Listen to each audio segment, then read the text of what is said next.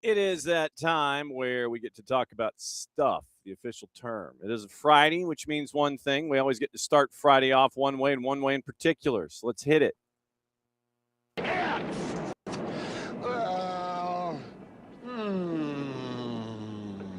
Come on, man. Go for it, dude. It's Friday! Friday!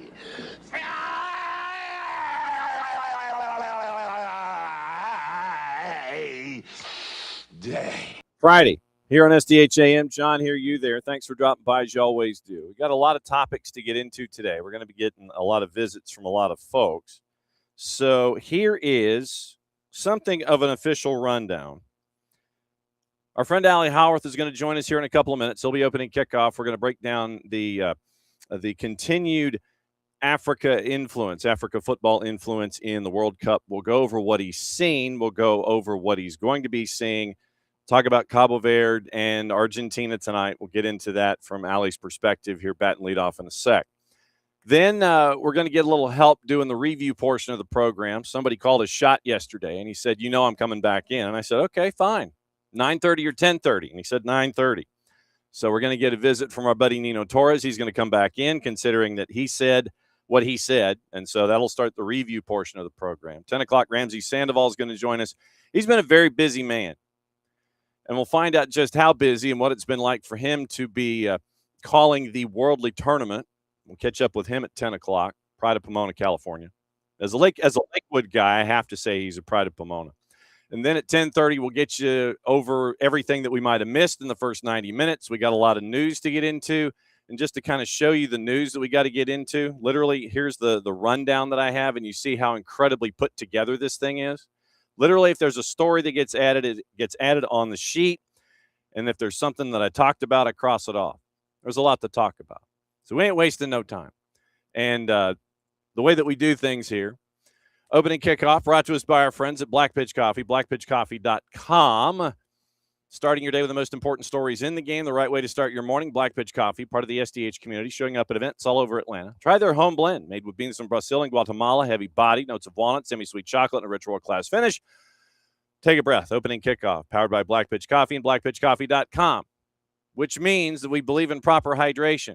And we're going to check and see if our friend Ali Howorth is properly hydrated to kick. Oh, he's adding stuff. You've got you're getting a studio developed here now. Good morning. Yeah, good morning. Yeah, my brother and sister-in-law who I'm staying with are not very grateful, but I'm very much turning their guest room into my own personal studio. And I'm built. You've inspired me, John. I'm building up to what you've got in your background. Give me a couple months and I'll be there. You got it, brother. And if I need to ship anything your way, just let me know. We'll sit there. We'll stack your space, man. That'll be the easy part. First and foremost, when do you head back to England? So I am here in the States until after the round of 16, and then I fly back. Okay. So after this weekend, are you heading out and catching other things, or are you going to be anchored there in the family casa for the remainder? No, very much just staying here. I'm looking forward to having my first 4th of July experience here in Atlanta, and looking forward to spending some time with them before I have to head back home. Okay, so then that means we'll probably be smashing your door down another couple of times before you get out of here, just as we continue to break things down. Do you want to go to the review portion of the program first, or the preview portion of the program first? Let's start with the review. I think it's always good to look back before you look forward. All right. So then when you look at the impact that African football has made in this tournament, and here in Atlanta, we've gotten the chance to see DR Congo up front and center, and a lot of folks fell in love with what they were able to witness there. Just as an example, when you look at the impact that African teams have had in this tournament, what sticks out to you? Yeah, I mean, firstly, I think the Atlanta's been a little bit of a fortress for the African nations until DRC lost to England, and South Africa got a result here. Morocco won. Cape Verde got that famous result against Spain. So I think the African nations really like Atlanta for some reason. In terms of, I guess the reflections are. Look, it was an amazing achievement for 9 of the 10 teams to get out of the group stage to reach the knockouts, and I think that was unprecedented. Prior to that, we'd only ever had 2 teams out of 5 make it out, so I think what it's pointed to is the amazing strength and depth of the African continent, and the fact that we've been crying out for this for ages. I think we've spoken about it before, how we've wanted this for so long, proper representation. I think the round of 32 showed us a couple other things. It shows that whilst the African nations can compete with pretty much everyone, we're still, with the exception of really Morocco, and Senegal's a bit of an exceptional case at this tournament. With the exception of those two, can't really crack those top teams. There's still a ways to go, and I think for me, in some ways, I'm always a bit of a generous analyst, particularly to the nations that I cover. But I would give a lot of these countries a pass, because for a lot of these countries, it's either their first time at the World Cup, their first time back at the World Cup in a long time. A lot of these countries don't have experience, and I think experience is a really, really big deal when it comes to tournament football. I think you build institutional memory, and I think that's what this World Cup is about for a lot of these countries. So I'm very, very impressed overall. If we come back to the next World Cup and only one team makes it past the round of 32, obviously we still got 3 African nations play today. I will be disappointed. But for this World Cup, I think it's a great showing. So then I guess this is the question for you when it comes to, okay, how do we take that next step to where consistency is there on the world stage? It's not, I mean, for those of us who are, the in-depth guys like you, and for us sickos who learn from in-depth guys like you about what's going on, what's the next step that has to be done in these nations? And this might end up being a case-by-case thing where it's different from one to the other. But what needs to be done so consistency is there on the world stage, and it's not just this blip as a part of a bell curve? Yeah, I think some things will naturally lead to a bit more consistency. I think, yeah, having the kind of more, not guaranteed of being at the World Cup, but the fact that it's easier to qualify means that you can you're not investing so much just to get there. I think an underrated thing is the fact that the Africa Cup of Nations will be moved to every 4 years instead of every 2 years. A deeply, deeply unpopular move, by the way, including by myself. I think it's a terrible decision, and one that is more CAF just trying to suck up to FIFA than anything else. But what that means is one of the problems with having the AFCON every 2 years. It's such a brilliant, brilliant tournament.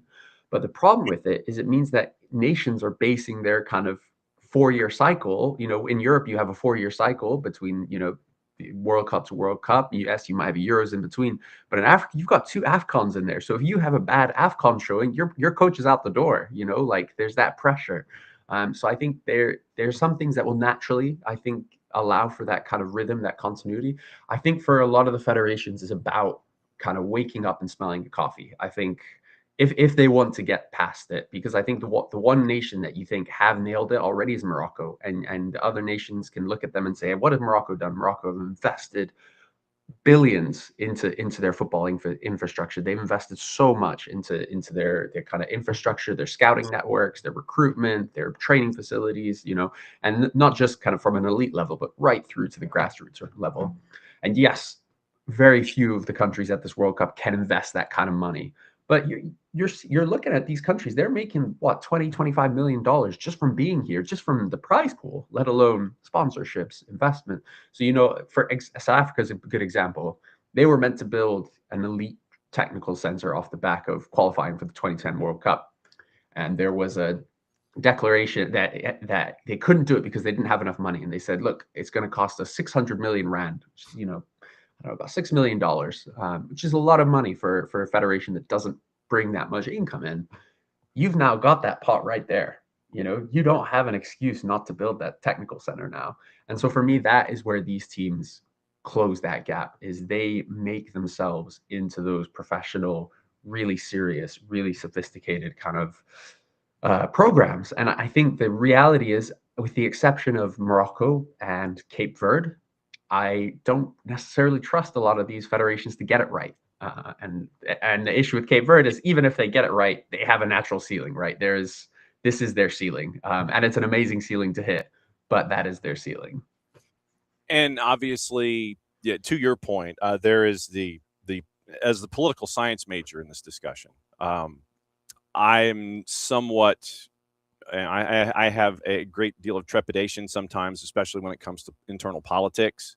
And I mean in the governmental side, not athletically, but in the governmental side of things on the African continent. So am I right to be concerned that, yes, you're bringing in all this money, you hope it's directed the way it's supposed to, but I fear there might be roadblocks politically for whatever reasons. And, oh, no, wait a minute, we got to focus on this, this, and this instead of trying to build what you're accomplishing here in the World Cup. Yeah, 100%. And again, look, it's on a nation by nation basis. You know, some of these nations have governments that are able to step in. Some of them are able to, have governments that, yeah, you don't trust. I think there's also an issue with FIFA's own governance laws. You know, FIFA have these very strange laws where they don't allow for government interference into federations, and they claim that governments, can't, shouldn't, and be involved at all in the running of their football federations. And the problem is sometimes you need the government to be involved. A good example is my own country, Kenya. You know, a few years ago, our football federation president was indicted on fraud.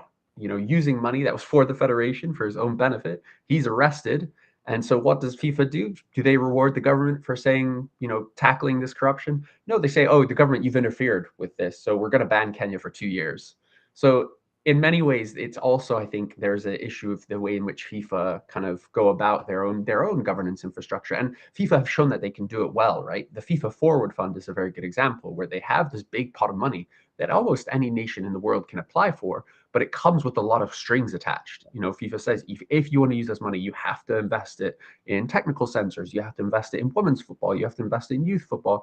And Cape Verde, for instance, are the perfect example. They went to FIFA and said, can we get access to your FIFA Forward Fund? FIFA said, absolutely. And with that money, they built 2 training centers, one on Santiago Island, one on São Vicente Island. They've invested a lot into their youth football. They've invested into their women's football. Cape Verde, having only played their first ever women's national game in 2019, have qualified for the Women's Africa Cup of Nations. That's happening in a month's time. So I think there is, governance issues. And I think, again, different countries have different governance issues and different kind of challenges, because there are challenges. But I think there's also, we can look at even the structures within football and say, look, these should be better. These are not designed to benefit a lot of these countries.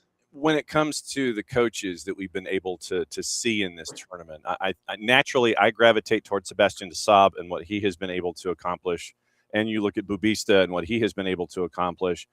Are there any other stars or stars in the making, if they stick with their current federations, that we need to keep an eye on?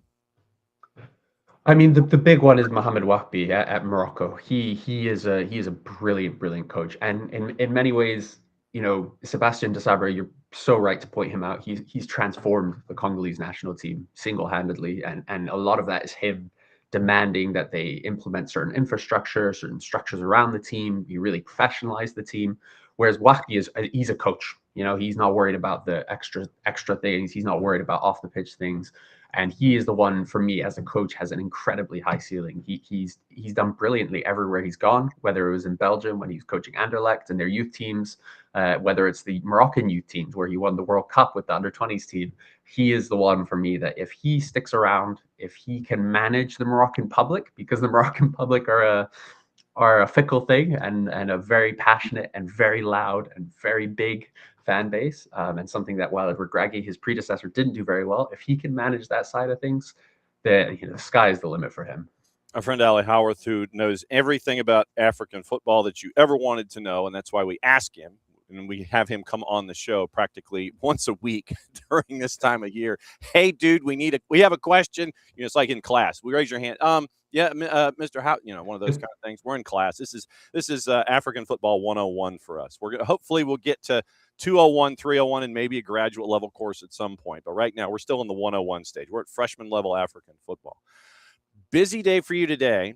You're going to be camped out, hopefully in air conditioning. As much as I would like for you to sample Decatur Watch Fest before you go, maybe nightside with Colombia and Ghana, see what's going on there. But go sample Decatur Watch Fest before you go. You got a busy day. Egypt favored against Australia. Mo Salah's the big question there. Cabo Verde plus 2,000 underdog going up against Argentina, who's a minus 625. Colombia in the nightcap, a minus 233 against Ghana. And there's some undercurrents there with Carlos Queiroz. Oh my goodness, I didn't even know, and then I found out about it, and I'm like, whoa, that's some heavy ish. Where would you like to start, sir?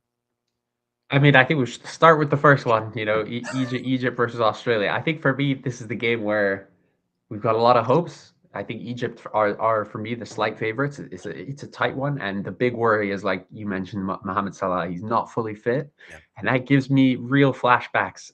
Because in 2018, the last time Egypt were at the World Cup, he was fantastic. He qualified them single-handedly. I remember that amazing game he had against Congo Brazzaville to qualify them for the first time in what was almost 30 years. And then he gets, I don't know if you remember that 2018, Champions League final where Sergio Ramos suplex him right at the beginning of the game in the Liverpool Real Madrid one. Yep. And so for him, it's a race back to fitness, and he's not fully fit, but they, are so desperate for him to play that he plays. And he has a terrible game. Egypt have a terrible World Cup, and they go crashing out. So, Hassan, the head coach, I think is aware of that, and he's also a very strong character. And he's someone who's a crazy, crazy guy in his own right, and has 1,000,001 stories. But he's one of the good things about him is he's got a very strong personality, and I do think that if he doesn't think Salah is fit, he doesn't think he's kind of able to make the difference, he will put him on the bench and maybe bring him on as a sub. And I think for me, that is the key. If they manage Salah right, and manage him does not necessarily mean play him, right, then I back Egypt to get through, because I think this team actually is very good. I think there's a lot of attacking talents, and it's a team that should beat Australia. But having said that, Turkey should have beat Australia. You can never underestimate the Aussies. Yes, and then match number 2, dinner hour. This is Cinderella, the whole midnight thing, the carriage, you name it. Does the slipper fit? All those kinds of things. I mean, what are you looking at here? I mean, it's interesting because I've been chatting to a lot of Capo Verdeans living on the islands the last few days. I wrote a piece that went out this morning about what it's like on the islands, and you speak to everyone; they're so confident. Wow. They're like, Argentina, Messi, like no worries, we like not a problem. Look, it's a tall order. I think for everything that Cabo Verde has in terms of organization, structure, really good, well-coached team. There's some players you can't coach yourself to stop, and I felt like that with the Spain game. If Lamine Yamal was fully fit, if he played the whole 90 minutes, Spain probably would have beat them. And you've got to hold your hands up and say, look, tournament football is about luck. You can be super well coached, but Cape Verde were also lucky that they went up against the Spain team without Yamal. And so I think it's a big ask. The one thing I will say is Cabo Verde, for me, have been the most tactically flexible team at this tournament. In all 3 of their games, they've shown a completely different side to themselves. They played in a different style. They played in a different way. And what I will say is, yes, they'll probably lose, but you can bet a lot of money on the fact that they will come into this game with a game plan. They will have identified how to stop Messi, how we're going to try and get the best out of our players to stop him, and how we're going to hurt Argentina. They're a very, very well coached team, really well managed team, and they'll know what they need to do. Will that be enough? Probably not. But I can tell you that they will come into this game with a game plan. Yeah, and that's going to be a fun one for a bunch of different reasons. And the boss here is going to, when she comes racing into the house, she is going to try and find our Cabo Verdean wardrobe, and she'll be wearing. Look, she's got the Blue Sharks jersey, and she's got the pullover and everything. So she's all in on Bubista and Vozinha and everybody there. It's been a fun ride, and we're going to continue talking about them, obviously. Last one. Carlos Queiroz, this is his 4th team that fourth separate nation he has managed in a World Cup situation. I think it was 71 days before the tournament started was when he was brought in to take over. There's some serious history between Queiroz and Colombia, and there's a lot of stuff going on in this one. And man, the touchline. I wish this was one of those matches where I wish they had just a camera on the touchline. A ref cam. Yeah. I need a 4th or a ref cam just on Queiroz and his interactions with the other bench the entire time. And I talked about it with folks, and I said, it's a deep story. You've got to go find it. It has to do with a past gig, and there's a lot to it. And that's going to add to all of the subtext that you're going to have with this one late night. And the one thing I will say about Carlos Queiroz is, it's an absolute mess the way he came in, and the way in which Ghana have managed their World Cup qualifiers and the way that that team has been managed over the last, 5-10 years. But the one thing that Carlos Queiroz is very, very good at is very good at managing narratives. He's very, very, he worked with Sir Alex Ferguson, for a long time at Manchester United, and he's got that Fergie kind of way of manipulating the press, speaking sweet words when he needs to, using the carrot and the stick. And one thing, I mean, my biggest memories of Carlos Queiroz was the 2021 Africa Cup of Nations when he was the Egypt head coach, and he took this terrible Egypt team to the final, playing the worst football you can possibly imagine. And they almost won it. They lost on penalties in the final to Sadio Mane's Senegal. But the one thing that he was so good at was he bought into this Egypt psyche, this idea that the whole world is against us. No one in Africa wants us to win. He got sent off in the semifinal when they reached the final, and he was heralded as a hero because of it, because of the way in which he was like, oh, he's dying for our shirt. He just lives and breathes Egypt. And he's already done the same thing for Ghana. He's already kind of got this whole nation behind a team that, again, prior to this tournament, no one really fancied. A lot of Ghanaians felt very apathetic about this World Cup. He's completely transformed that, and he will use these kind of subplots, these side narratives, to distract from the things he thinks need to be distracted from, to take the tension away from his players. Look, it's a tough game. I really like Colombia. I really like this team. I think they have a lot of weapons, and Ghana showed their kind of blueprint against England in that low block. They're very happy defending deep. I think Colombia have those weapons that England don't in terms of opening up a team like that. Daniel Munoz with his runs from out wide are superb. John Arias, Luis Diaz on the flanks, and James Rodriguez. There's a lot there. But I do think from a Ghanaian perspective, they've shown that they've got resilience. They've shown they've got the grit, and they've shown again that they've got tactical plans. England, they identified Elliot Anderson is the key player, and so every time he got the ball, Kwasi Sibo or Caleb Yarinchi were already on him. So I think again they'll have a plan to stop these guys. Yes, it's a plan that might hurt them. Antoine Semenyo for me is their best player, and he's been sacrificed a lot for this team, and I think he'll do the same. I would love to see him attack more, but I think he'll be put on Daniel Munoz. Say, look, you got to track this guy because he's the key. And I think that's the type of thing that Ghana will do very well. Again, similar to Cape Verde, will it be enough? I doubt it.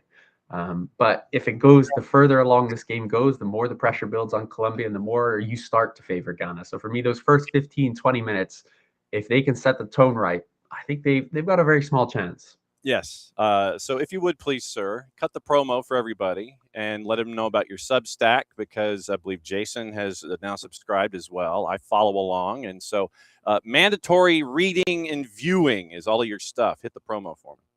Yeah. Ali's African Football I'm on Substack on YouTube. You can find myself stuff on various other places. Like I said, I wrote a piece for The Guardian this morning on Cape Verde. But if, as a freelance journalist, I always appreciate the support and love that I get from people. So Ali's African Football on Substack and on YouTube. All right. What are you up to on Tuesday? Tuesday is I'm trying to remember what days are which. Is that the game that's here or? No, I'm just checking to see what your morning is like on Tuesday. Are you still on this side of the Atlantic on Tuesday morning? I think I should be. I think is that the day that I leave? I can't remember. Yes, I think I will potentially be still kicking about. Okay, well, I need to check my calendar. All right, well, check your calendar, and we'll either do Monday late or we'll bat you Tuesday leadoff before you get out of here and head back to the other side of the Atlantic. It's always great to see you, my friend. Thanks for the breakdown. We'll catch up with you soon. Thanks so much. There he goes, Ali Howorth. And the thing is that Ali's not wrong. He's probably in like his 19th cup of coffee right now because his clock is probably at like 2:30 in the afternoon. And it's always great to catch up with Ali and find out what's going on. Like I said, for us, catching up with Ali is like African football 101. And with everything that we've seen here, with Morocco, with South Africa, and with Cabo Verde, and with DR Congo, we got the chance to catch up on a lot of that stuff here. And, you can watch a lot of African football on Fanatis, fntz.co/soccer down here. And then that way you can catch up on everything in the CAF and AFCON and all of the qualifiers. WAFCON coming up in, he said a month or two. So you're going to get all of that at Fanatis because they have all the BNs. Middle East, North Africa, you get all the things. You get access to Tigo Sports. You get access to CATV. You get access to TEC, which means you get Argentina. You get TVV, which means you get Venezuela, unless you have a cable system and you have the Hispanic package, and TVV is already there, but I'm just saying that. And you have CDO and CDO Plus out of Chile that's available on Fanatis. You have Liga 1 Max Pro out of Peru that's on Fanatis. A lot of the A and B divisions that you might not have had access to previously, you get it at Fanatis, fntz.co/soccer down here. That link helps us out, helps them out, helps you out with all the things that you need going forward. So we saw the juice boxes. We got the early returns on those 3. And just to keep an eye out, let me see, what am I missing here when it comes to, is there anything else? I know the NWSL is back. When does that start? So Big FOX has the triple header, 2, 6, and 9:30. Telemundo has the triple header, 2, 6, and 9:30. Tonight on the Plus, USL Championship, Loudoun United, Sporting Jacks, that's at 7 o'clock. Fox ONE has the triple header, 2, 6, and 9:30. Peacock has the triple header, 2, 6, and 9:30. NWSL starts back tonight.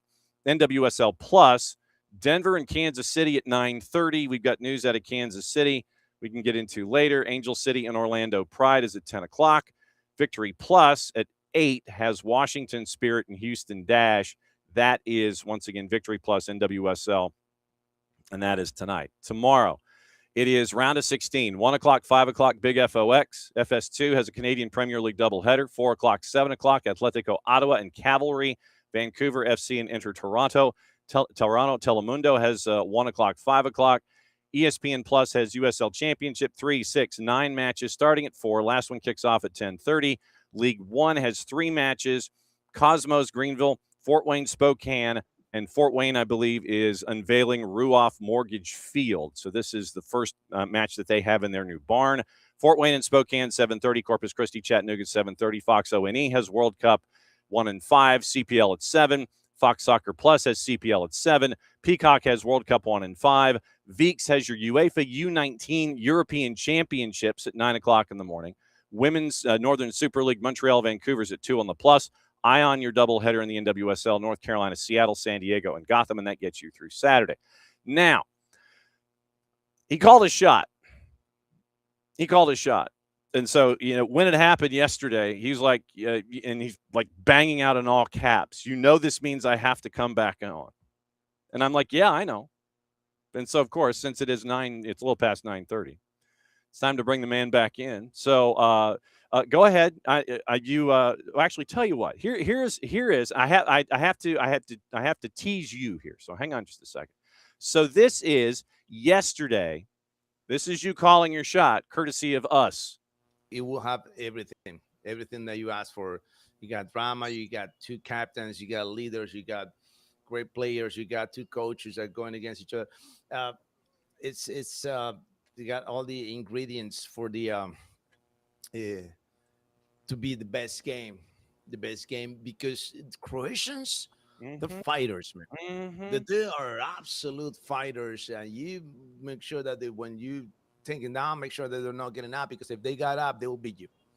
All right, that's what it gets. And I watched that documentary from the captains, and Luka Modric, an absolute leader for Croatia on his last World Cup, the last World Cup for Ronaldo. I mean, everything is right up there on the table. But having said that, this is the 2 things that I want to say about Spain and Portugal. I think they're going to show the true colors today, and if we're gonna understand why they're title contenders, is it because today's performances. There you go. That's what he said yesterday, and so he's back today because that's what he said yesterday. Right, and before I say anything today, before.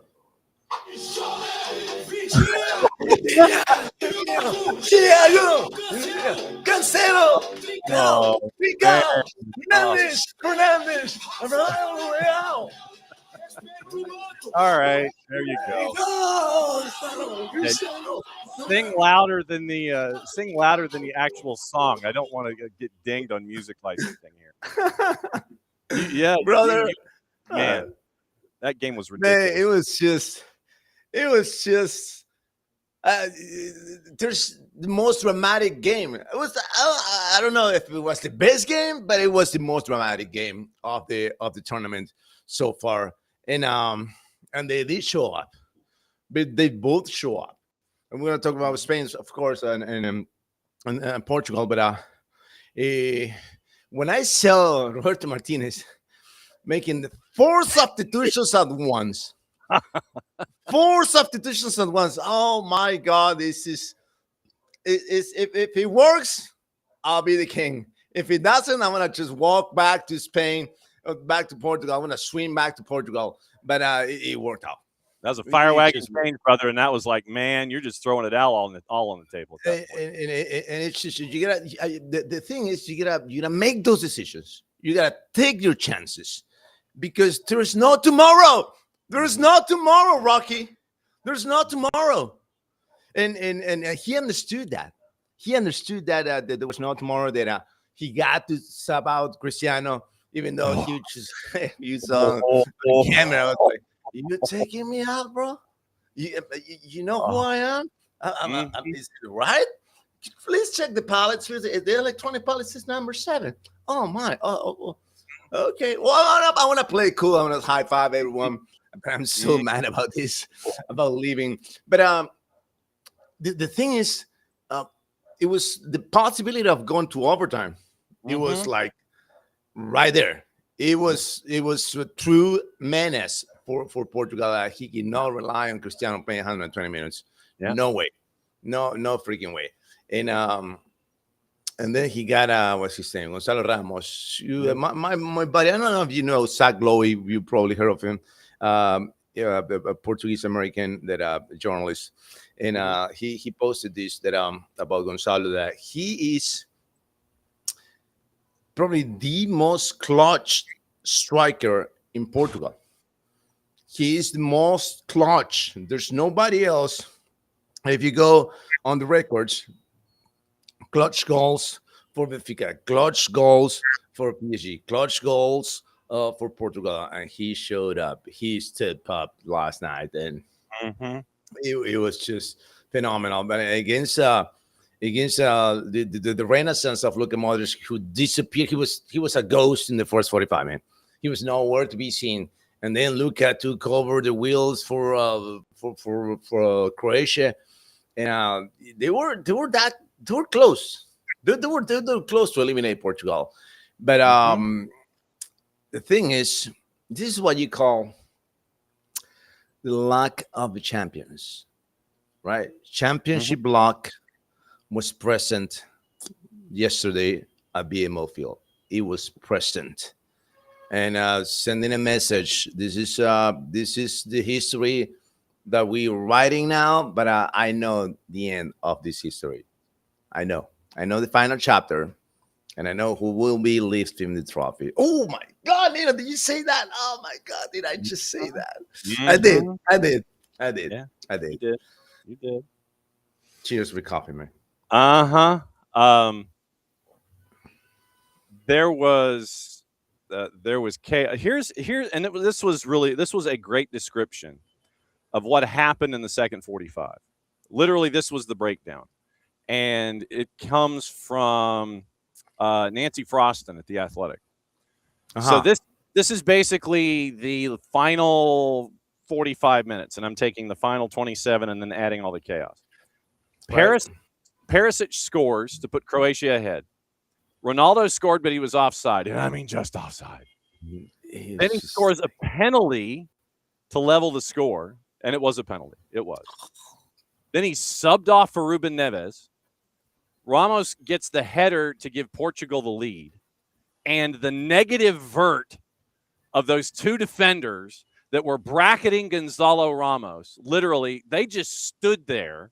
And that negative vertical jump. I mean, literally, if they jumped, they were going into the ground. They stood like they were like Doric, Ionic, or Corinthian columns right there on Lakeshore Boulevard. Yeah. They were standing there. They bracketed, and all Gonzalo Ramos literally had to do was get on a step stool that you get next to the fridge to make contact with the ball to get it into the net. Then Croatia equalizes through an own goal. Then you have the goal disallowed after Matanovic's header.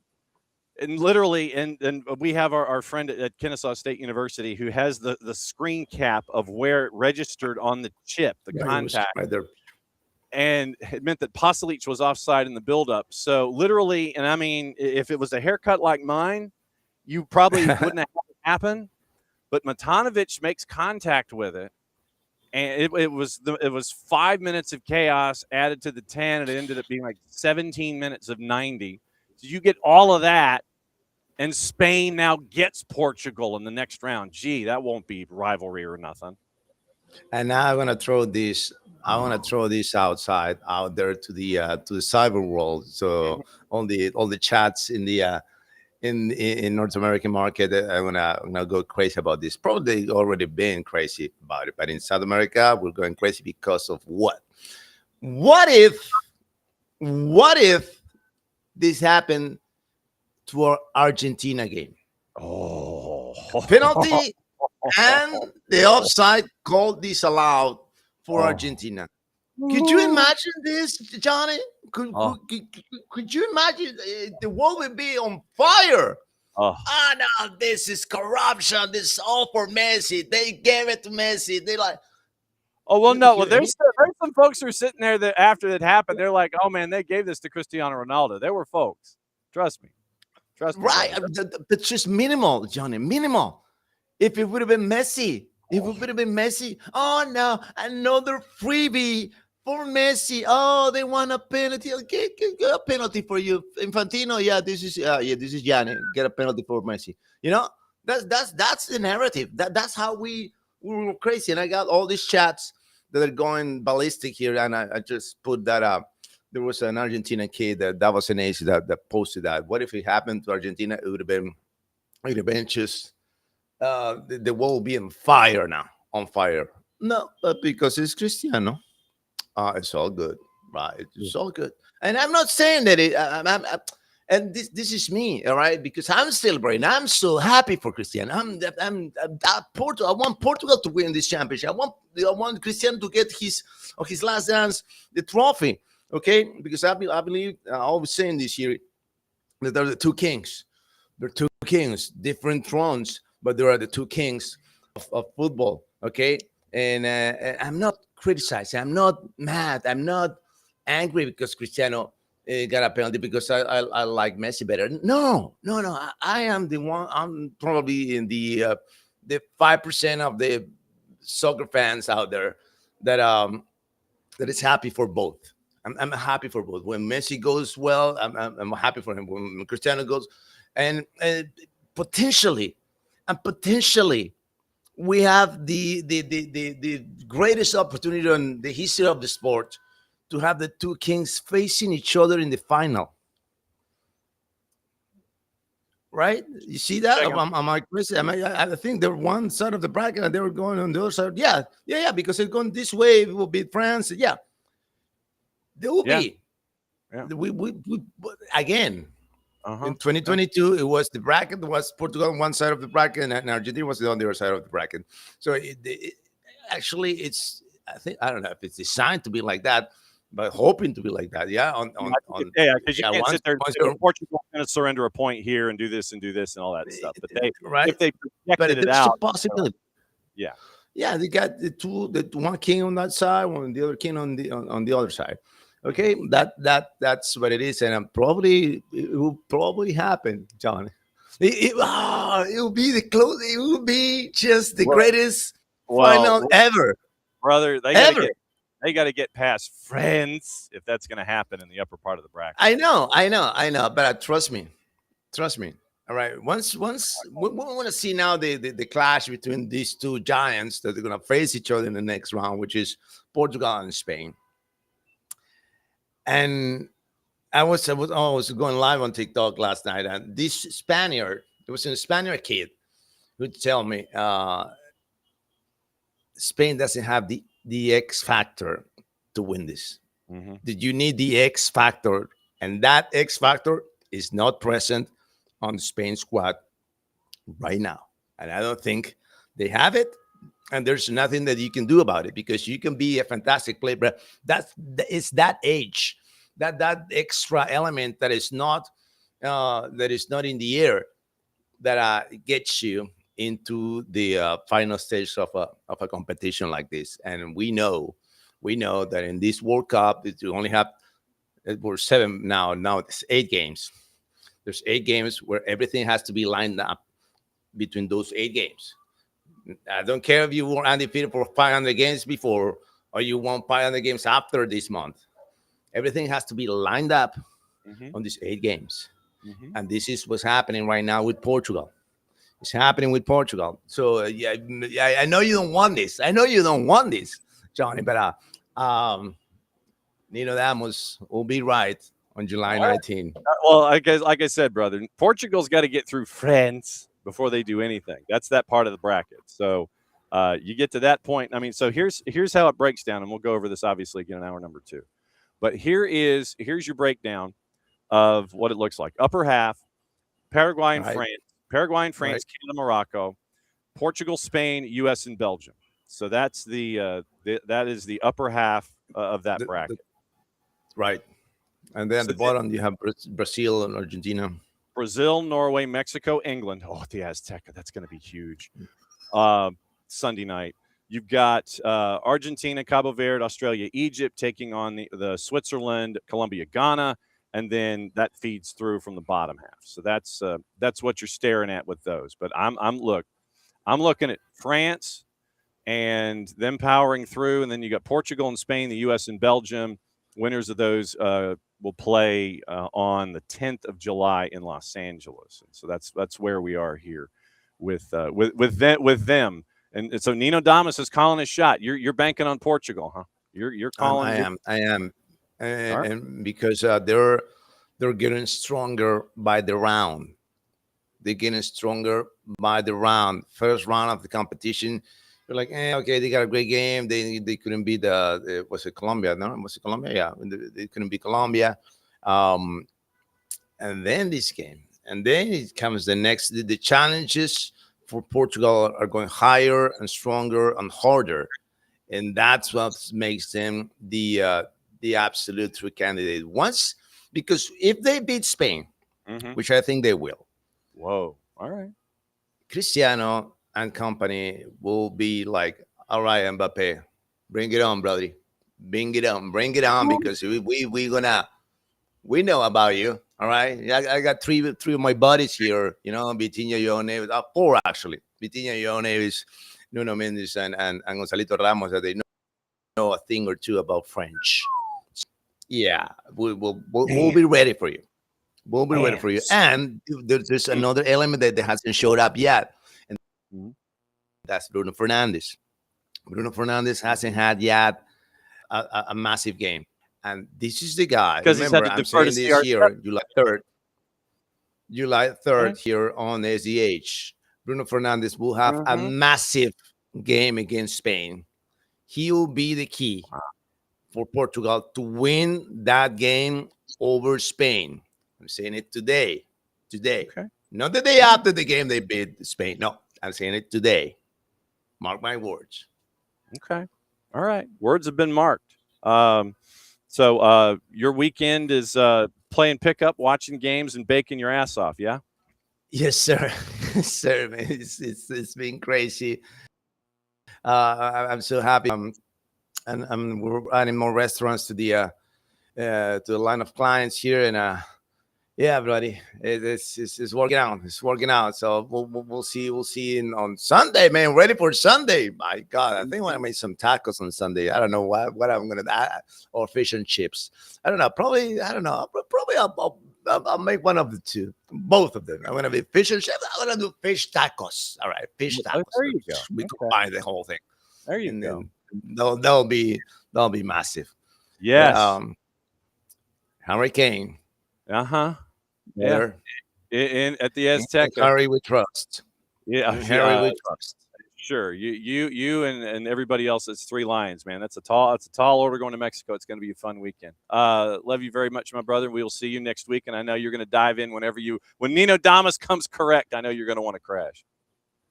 Thank you, Johnny. I'll see you next week, guys. Take care. There he goes, Nino Torres, aka Nino Damas. Nino Damas has laid down the gauntlet. He had it yesterday, and he laid it down today. So we'll see how accurate Nino Damas is going forward. So let's get into the game that he was talking about. Got a couple of things to get into here, and this was the goal that started the chaos. Perisic scores. It's 1-0, and we talked about Cristiano Ronaldo scoring, but he was offside, and boy, he was just offside. Then you get the PK, which it was. So you're at 1. Okay, cool, fine. Then you end up with this moment, and Gonzalo Ramos, after Ronaldo subbed off in 80. Oh, I was like, oh, my goodness. I'm sure the planet – I literally went back in my chair. 80th minute, you're Roberto Martinez, and you sub off Cristiano Ronaldo. You've either got something up your sleeve, or you've got some dice, man, that you want to slip into the conversation, or you know the dealer. Ronaldo subbed off, and then you end up with this moment from Gonzalo Ramos, once again, courtesy of our friends at Telemundo Deportes. La apertura para Rafa Leao. Lo espera Stanisic. Centro, segundo palo. Gonzalo Ramos, golazo.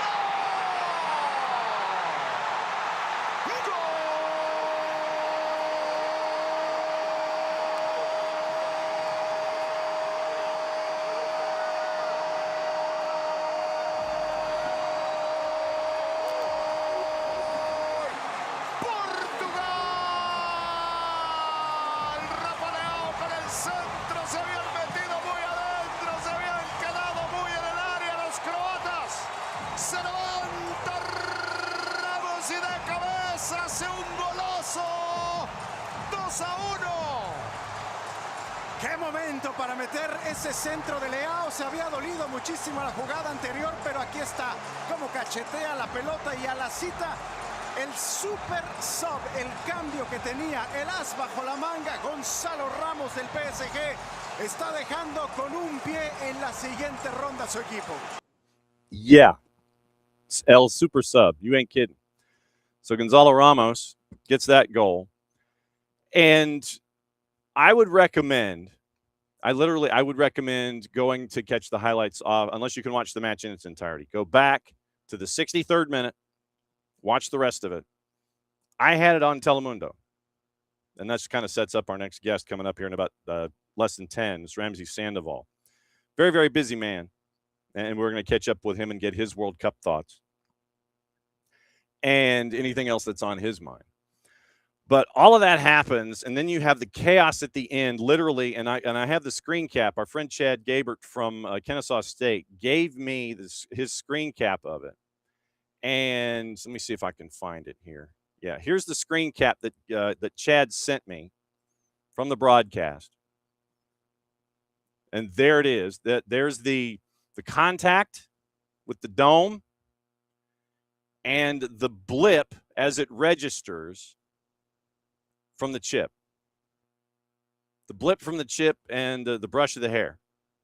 That's literally, and like I said, Chad Gabert sent that to me over from Kennesaw State. Chad has updated stats, by the way, and we've got to get into that.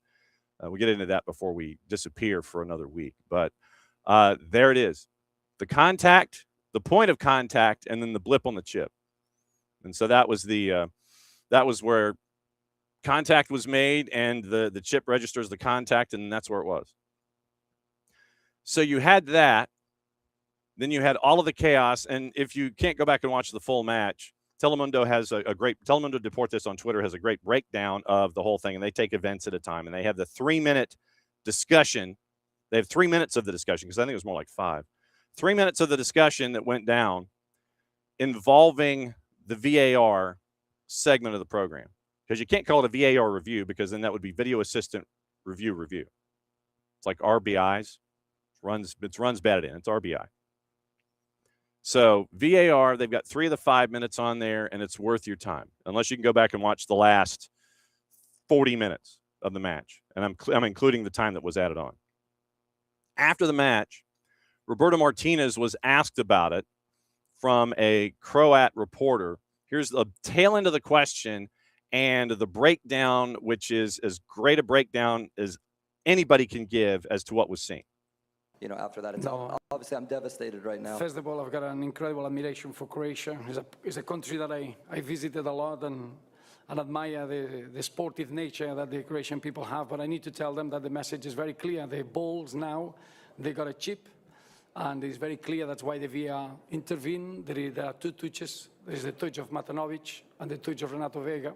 The touch, the sensor of the ball shows that the ball was touched, and at that moment, Pasalic is on offside. So before, the refereeing decisions were so difficult. I don't think this is one of those examples that technology helps the game because it was offside. There is not a subjective opinion. I think you think no, it's offside. Why? Because the chip of the ball showed that there is Matanovic's touch and then Renato Vega's touch. And when it happens, the cross from Perisic is onside. Pasalic, Matanovic touch the ball, is offside. So the technology helps. I thought that the decisions today in the technology, they were all correct. I think the penalty on Renato Vega is clear. And I understand because I admire a lot the work of Zlatko Dalic in this national team and being in the last two World Cups involved in games very closely. We respect immensely the style. And it's a shame that one of the two teams had to lose today, but there is no bad decision or unlucky call. Today was clear-cut. Technology helped, and it shows that today we were fortunate with the moment, but it was a clear moment. And no lie, I mean, by the letter of the breakdown, that is 120% correct. But just for it to come down to that moment is the abject craziness of the whole thing. So you had that, and then the other matches yesterday, they were kind of cruisers. Late night, for those of you that stayed up late, Switzerland and Algeria, it was 2-0, the final for Switzerland. Didn't really even seem that close. Even money favorite Switzerland at a plus 100. They got the Duke knocking off Algeria. Great tournament for them. And I know that the memories in Lawrence, Kansas will always be there. And like I said, I've got the gear to show it, and I'll probably end up wearing it at some point on the show. And our friends at Raygun, they came up with some really cool stuff, and there were some local merchants that came up with stuff. So next week might be an Algerian T-shirt week. We'll find out. But Switzerland got the Duke. They won 2-0, and even money plus 100. They got the advancement. And then Spain took care of Austria. Final there was 3-0 at a minus 286. And Oyarzabal continues to score. And when you think about the match number one that he had and where he is right now, it has been a flip. It has been a definite flip. Putting the world on notice once again. You're talking Unai Simon, a shutout streak now, 4 straight matches, 519 minutes. Broke Zenga's record now by 2+, going back to 1990. Cucurella, Oyarzabal, Porro at half, Oyarzabal in the 89th. Lamine Yamal played his largest stretch of minutes, 4 shots on target. Spain is unbeaten, by the way, in 35 straight competitive matches. The only loss for Luis de la Fuente, by the way, Portugal in the Nations League final. Now, and we don't really, there might be, unless you are really paying attention to soccer in Spain, and what I mean by that is La Liga, you may not necessarily know a whole lot about Mikel Oyarzabal. You better now. With that offense that's there and everyone that contributes to this, after that first match, they've been humming. And the Iberian Derby comes up next. Spain and Portugal. Are you blanking kidding me with this? So that's what we're going to be looking at going forward with that particular section of the bracket. So that was your review portion of the program. Now we do have the Oyarzabal goal. I may play it later, but that's where we are. You had a cruiser early, a cruiser late, and chaos in the middle. You had a chaos sandwich yesterday. in Toronto. When we mentioned the numbers, you got 3 African teams that are playing back-to-back-to-back. Egypt, you wonder about Mo Salah. Cabo Verde, does it strike midnight? Ghana, you know it's going to be defense first with Carlos Queiroz. Can they hang around long enough to make sure that Colombia gets frustrated and take advantage of an opportunity? That's going to be the larger question here. It is 10 o'clock, so that means one thing. It's time for a hydration break. And for that hydration break, we thank our friends at local Vine Beer, Wine, and Liquor stores. Once again, two great locations here in SDH HQ. It is Johns Creek, and it is also on in Cumberland, off of Cumberland Parkway. Great friends with us here now in 2026, thanks to local Vine Beer, Wine, and Liquor stores for all of their interest and their friendship here with us here at SDH. So if you would please hydrate. It's your hydration break. I need hold music. I seriously need some kind of hold music for this. I need an independent artist that will not get us dinged for a licensing problem to come up with hold music or hydration break music. That's what we got to do. Hydration break music. That would be the thing. Okay. So there's your hydration. Once again, the hydration break brought to us by our friends at local Vine Beer, Wine, and Liquor stores. Once again, the 2 locations in and around the planet, Johns Creek and in Cumberland, off of Cumberland Parkway. Once again, it was great to see them a couple of weeks ago off of Cumberland Parkway, and it was they're loaded. They got a bunch of stuff. If you were trying to figure out what to have in your stacks and your stash, you go in there, you probably get lost. You probably get lost in there by trying to figure out. It's like, oh, I like this, and then they turn it into something akin to a complete and total impulse buy. It ends up as an impulse buy. So that would be pretty funny. If you wander in, I just need this one thing.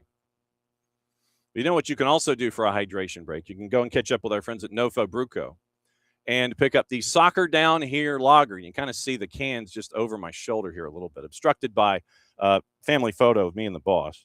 So here, let me go back briefly, and I will show you. So here, right here, Nofo Bruco. For those of you who are interested, I'll try not to shine the light into it, but Nofo Bruco, the Soccer Down Here lager, you can pick that up at Nofo Bruco locations. And yes, these containers have been emptied because I have learned my lesson from having them in the past, where you have it full and you have it on the bookcase and you have it there for like years. And then the bottom ends up warping. And then you end up going, okay, I need either a new bookshelf or I need something that will make it work. So that was the that was the breakdown of that. We learned at a very, very early age to have the liquid exit the container so it doesn't end up destroying bookshelves and other things and documents and all that stuff. So that's the rundown to there. Gossip, rumor, and innuendo. Let's get into gossip, rumor, and innuendo, since we've gotten into what to watch, where to watch it, and how to watch it. And it is an opportunity for us to figure out, okay, who's going where. I guess getting into the news, Julian Nagelsmann's out as Germany's boss, and Jurgen Klopp looks like he might be taking the gig. About 20-7 this morning in various other places. After losing in PKs, Nagelsmann basically said, well, if y'all are going to do something, then y'all are going to do it. I'm not going to. And they did. Bernd Neuendorf, president of the DFB, came out with a statement thanking Nagelsmann for his work since September 23. DFB added in their statement they will initiate discussions with Jurgen Klopp to become the new manager of the national team. According to the DFB, they said that he, meaning Klopp, has already signaled his general willingness to take on the position. Nagelsmann had replaced Hansi Flick back in 23 at the age of 36. Former Bayern boss led Germany to the quarters of the Euros in 24, had his contract extended until the Euros of 28 back last January. Klopp's been just kind of kicking back and doing Trivago ads since he left Liverpool in 24. Named Red Bull's head of soccer January 25, and he's an analyst at the World Cup for Magenta TV. And so after Germany's exit, quote, I understand when people talk about the national coach, my name is mentioned, but it's not the right moment to talk about it, especially not with me. And this is probably in the segment following Nagelsmann's loss. I have a job that I really enjoy, and as far as I know, it's not a part-time job. Fact is, Germany was eliminated today, and this is not the moment for me to think about Jurgen Klopp's future. So he went third person, and it's $1 in the jar. But that was immediately after the loss. So Nagelsmann is out, and Klopp may be on his way in. And we'll see how many more times that he does third-person references leading into that. Then, let's see. So like I said, I'm looking for – here we go. Okay. Transfer news. We'll blow through it. And here's what we got. And there's a lot, obviously. Your trending rumors. In addition to Morgan Rogers, Arsenal are looking at Ezri Konsa, according to the four-letter paper, so take the information at your own peril. Gunners like the defender's ability to play at center back and right back, and they feel like can get him away from Villa Park for around £35 million. Even so, talks haven't taken place yet. Villa value his transfer much higher than that figure. Where Rogers is concerned, Arsenal and Chelsea believe Villa could be willing to talk at around £85 million.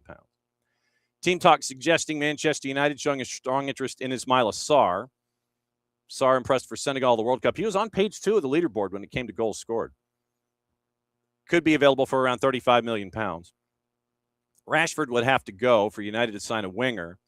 Other clubs in the Premier League are interested. Club have also had exploratory talks with West Ham over Crescencio Somerville.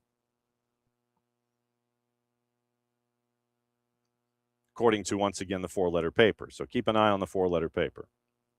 Bayern Munich interested in Juve center back Bremer as they consider several players to strengthen their defense, according to Sky Italia. 29-year-old's future is obviously going to become clearer after the World Cup. Brazil gets Norway on Sunday. Bremer wants to stay with the Bianconeri and end his career there, but he also wants to know whether they'd be willing to move him on. So you got to keep an eye on Bremer. Premier League clubs have spoken to intermediaries about Roma and Morocco midfielder Neil El Ayanoui, according to Team Talk. Previously received interest from the likes of Real Madrid and Barca after impressing at the African Cup of Nations. Performances at the World Cup have extended into the Premier League. United, Liverpool, Chelsea, Villa, Brighton, Bournemouth, Newcastle, Everton, Sunderland, all keen. So that's 2, 4, 6, 8, 9. What's up with the other 11? Y'all, you've fallen asleep at the switch. If only 9 of you are interested and mentioned in an article, where are the other 11? I mean, come on now. Let's think about this. City are working on a deal for Leicester City's Jeremy Monga after making a bid of around £10 million, according to The Athletic. That is Ornstein et al. Arsenal have withdrawn as they feel the Foxes' valuation of the player's transfer is too high, and they're now in direct contact with Leicester over a move. New City boss Enzo Maresca behind the club's drive to sign Mongo, having worked with him in the 23-24 season when he was at Leicester. Georgia Stanway, Arsenal announced the signing of her on a free after she left Bayern Munich at the end of this season, following the expiry of her contract. Manchester City have reached an agreement with Forest once again on Elliot Anderson, £116, no build-ins or add-ons or bonuses. Enzo Fernandez's agent has confirmed the midfielder is exploring options to leave Chelsea. Remember back on May 29th, the Blues, they said they would demand a fee in the region of £120 million as he tried to force his way out of the club. Yeah, I'd like to play there. They didn't like that, so they sat him. Chelsea expect him to report for preseason training as normal following Argentina's participation in the World Cup. Other rumors, Bruno Guimaraes, Arsenal still want to sign him. Sorry, Alex. They're considering making a second offer of £60 million, according to the three-letter paper. Atletico de Madrid considering a move for Marseille striker Mason Greenwood as a replacement for Julian Alvarez, who could go to Barcelona. That's from Sport. Fenerbahce readying a move to sign Ollie Watkins. That's from the three-letter paper. Uncertainty over the future of Rafa Leao. That dime he dropped yesterday on the goal. Barcelona, Manchester United haven't gone past initial inquiries. Offered to Spurs, but he doesn't want to play in Saudi Arabia or Turkey, according to Gazzetta. Nathaniel Brown completed his medical ahead of a €55 million move from Eintracht Frankfurt to Bayern Munich, signing a contract until 2031. That's from Florian Plettenberg. Juve and Napoli among the clubs looking at Kepa. Gunner's shortlist to replace him includes Ilan Meslier, Jan Sommer, Matthew Ryan, and Stefan Ortega. That's from Team Talk. Matteo Moretta. Genoa interested in signing Marseille forward Pierre-Emerick Aubameyang. Sheffield Wednesday keeper Pierce Charles has agreed to return to Manchester City, and a deal is in place. That's from Fabrizio Romano. Sky Italia, AC Milan have been in contact with Mario Hila's agent as they look to beat Napoli to sign the center back from Lazio. Nicolas Shira, defender Tarek Muharemovic is getting closer to joining Juve from Sassuolo for a fee of €15 million plus 3 in add-ons. Trevor Chalobah has overtaken Udinese's Umar Soleil as Internazionale's favored option at center back.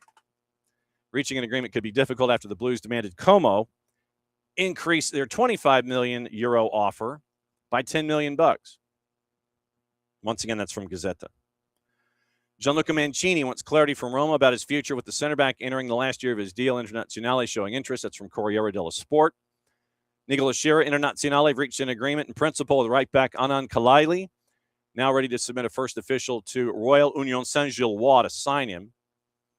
Sky Italia, Bologna waiting to see if there will be an opportunity to negotiate with Real Madrid for young defender Victor Valdepenas. Sky Deutschland, RB Leipzig have Mainz midfielder Nadim Amiri on their short list, but there is currently little movement on the matter. They also say Freiburg would only be willing to let Swiss international Johan Manzambi leave for around €60 million, and Everton and Fulham want West Ham striker Tati Castellanos. That scream you just heard was Jarrett. That's from our friend Matteo Moretto. So that's your overseas rumors and the gossip and the innuendo of everything that is going on this morning. In Major League Soccer, there have been a couple of moves, and one of them has to do with a pickup by a Major League Soccer franchise for a new DP. And it is Brian Mendez that has been picked up by Crew. Now, remember, Crew, once again, as they were depositing and shifting and moving and placing folks in other places, they developed a little bit of space. And so, Crew have picked up Spanish midfielder Bryce Mendez from Real Sociedad after getting Argentine playmaker Lautaro Giacone. Mendez, 33 and 24 with 166 appearances for Real Sociedad, and they won this year's Copa del Rey before making the move for him. He's expected to join the Crew roster when the summer transfer window opens July 13th on a deal through 28-29. We mentioned the Danny Pereira deal, and if you missed it, it could be up to $2.4 million in allocation money by the time it's done. Off the board, traded him the first ever super draft pick for Austin FC to CF Montreal for $2.1 million in guaranteed GAM. I was about to say guaranteed. I thought it was guaranteed as guaranteed general allocation money. So it is 2.1 that could be 2.4 by the time they're done. To recap it, $1.4 million in 26 GAM, $700 million 27 GAM, $250,000 more in conditional, and Austin FC also gets a sell-on percentage of a potential transfer in the future. Austin FC interim head coach Davey Arnaud had a quote that lasted for 2 paragraphs. Pereira had a quote that lasted for 2 paragraphs. First overall pick in the 21 Super Draft. 6 plus 23 and 165 appearances, all comps. Assist total tied for second most. Appearance total ranks as third most all time for the club. So that happened with Austin. And so Crew is adding a DP. Austin sends Danny Pereira to Montreal. Chicago Fire have bringing in Nico Estevez as their number 1 assistant to reunite him with Greg Berhalter. They were on the Columbus staff together. And remember that Nico Estevez, speaking of Austin, was their head coach until May. That's why Davey Arnaud is the interim head coach now. Colorado has reportedly expressed interest in, and I swear this is the name. I swear this is the name. Swear it's the name. And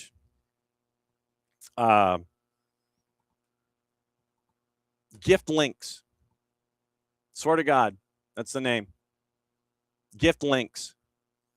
25-year-old central midfielder, team of the season campaign with Aarhus. Lens is also set to be tracking, but Colorado is in line for Gift Links. That's the dude's name. Seriously, that is the dude's name. Gift Links. Gift Links. NWSL's back this weekend, averaging a little over 11,000 fans through the first half of the year, 10% increase year to year. Obviously, when Denver's home opener gets you 63 and Boston's debut gets you north of 30, that helps out your average. And so that's your rundown there of those. So NWSL is back this weekend. NWSL is back. And just to remind you where things stand in the NWSL with standings and such, it is 3 matches on the board early. Tonight, Washington, Spirit, Houston, Denver, Kansas City, Angel City, and Orlando. Spirit a big favorite, obviously, at home. Kansas City a slight favorite on the road at Denver. Angel City favorite at home, and they had the coaching change in the break, in the competition break, leading up to Challenge Cup. So Angel City had a coaching change. They're favored tonight at home against Orlando. Orlando standings. And you have your couple of groups. San Diego's at 25 points. Royals are at 24, ahead of Portland on goal difference. Spirit at 21, ahead of Gotham and Kansas City on goal difference. So literally you have the top 6 teams separated by 4 points, heading back into play this weekend. Group number 2, Courage has found their wings. They're at 7th right now at 18 points. They've won 3 in a row. Orlando's won 2 in a row to get them to 8th and 17 points. Denver's won 3 of 4. They're at 15. Seattle has lost 3 of 4 to get them down to 14, ahead of Houston on goal difference and Angel City, who's at 13 points after they've lost 2 in a row. That's like group number 2. Then group number 3, Bay is in 13th. They've lost 3 in a row. They're at 11 points. Boston's lost 2 in a row. They're at 9. Chicago has only scored 5 goals in 12 matches this year, and they've given up 24. So they're giving up an average of 2 a match, and they're scoring only about a half goal a match. They've lost 4 of 5. They're in 15th. And Racing Louisville is 2-1-8. They have 7 points on the year. They've lost 3 in a row, 4 of 5. Emma Sears has said she wants a transfer. Racing Louisville has said that we don't do that kind of stuff in the middle of the year. So we'll see what happens with that. But Emma Sears is wishing to be in a different location than she is right now. Interesting stuff out of, since we're in the women's game, USL Super League has a new head coach in Dallas, Lee Nguyen. Lee Nguyen gets to be a head coach in Dallas in the USL, and it was also announced that the group that owns Atletico Dallas in the USL, we'll catch up with Kaylor Hodges early part of next week, too, to get into this. But Kaylor Hodges and the USL show looking at Atletico Dallas, and they picked up Dallas Trinity. So they now have the USLW franchise and the USL Championship franchise to be all under the same umbrella. We've reached out to Matt Valentine, who's the head of their ownership group, to see if we can catch up with him about the purchase, the future, where Atletico is, what they saw in Trinity, all of those things. So we've reached out to them as well to let you know what's going on with that. But you have Lee Nguyen, the new head coach in Dallas for USL Super League, for the Gainbridge Super League, and Atletico Dallas, which is coming online in Dallas in the championship. They're now under the same umbrella. So that's so that is the other piece of the other interesting piece of news that came across the desk it was an interesting pickup for the ownership group there in Dallas to add to what's going on there. So I mentioned, well, okay, I'll tell you what, I'll bookmark it right there. All right. I've had my hydration break, and I would suggest that others have their hydration break as well, like perhaps maybe the Pride of Pomona, California. He have his hydration break. We bring him in, and it is always great to see Ramses Sandoval. Good morning, sir. How you doing? The pride. I heard of that little subtle moment. I've had a hydration break as well. As you know, it's very important for me as we're nonstop the World Cup. So I agree with you, and so do you. You need to as well with your show. Yeah. Let's see. What is it? I think 31 in a row, and we don't stop on Saturdays and Sundays, and so I think we got another 18 left. And so then we collapse around December when we forgot we bought Christmas presents, and then Amazon becomes our friend. So that's kind of where we are. Yeah. How are you, my friend? It's been great. It's good. It's on top, obviously, with this World Cup experience. As you know, it's because of the 48 national teams. We're on how many out without a break, even with that one matchup, which was just the Canada-South Africa game. But it's been great. You know, we cut that break for Major League Soccer, but with the World Cup, as you know, a lot of travel, a lot of back-to-back games. But it's been amazing. We really are blessed to do what we do and tell some of these unbelievable stories. And for me particularly, I've gotten some matches, man. You know, I was on the call of that Australia historic game, Iran Egypt game, which was unbelievable. In Seattle, that late goal from Iran, it's called off. So we've been part of some crazy matchups that perhaps at first, when you circled them in the calendar, you know, everybody wanted to see France, Norway. Everybody wanted to see Argentina and Brazil. I was in Boston for Iraq, Norway. And so Iraq scores their first goal in 40 years. They hadn't scored a goal in the World Cup since 1986. So you could imagine.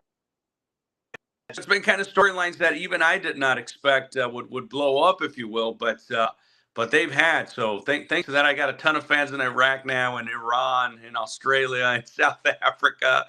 With the Bafana call I had as well. I forgot that one. They get to the knockout stage for the first time in their history, and I had that South Africa South Korea matchup as well, pivotal for them. How many different teams have you called in this tournament? A ton, which has been amazing because, you know, a lot of it would be amazing to have Colombia and Mexico and Uruguay and Argentina, because obviously those are fantastic countries and you draw a lot of fans. But I've had a blast. You know, I had Australia, Turkey, Paraguay. I had Senegal. I had Norway a couple of times, so that was awesome with Holland. They faced Iraq and they faced Senegal as well. The South Africa, South Korea game. We had the Iran Egypt game. We had the Iraq Norway game, as I mentioned, a couple in between. But had the Sweden Netherlands game, and then we also had the Sweden Tunisia game. So it was fun. It was fun. We're LA, Boston, Houston. So you know, back in Miami, because you have to come back and pay your dues down here as well. So I think I got all of them so far. Oh, I mean, you sounded off about a quarter of the roster. And what I like to do sometimes is I'll ask broadcasters across the board when it comes to study hall, and especially when you're cramming for a test and you've got to basically just kind of sit there and go, churn and burn, this one's over, go to the next. How do you keep all of your research together? How do you keep it all in line? And how do you keep from getting confused and not dropping Erling Braut Haaland when you're talking about Korea Republic? How do you break all that down?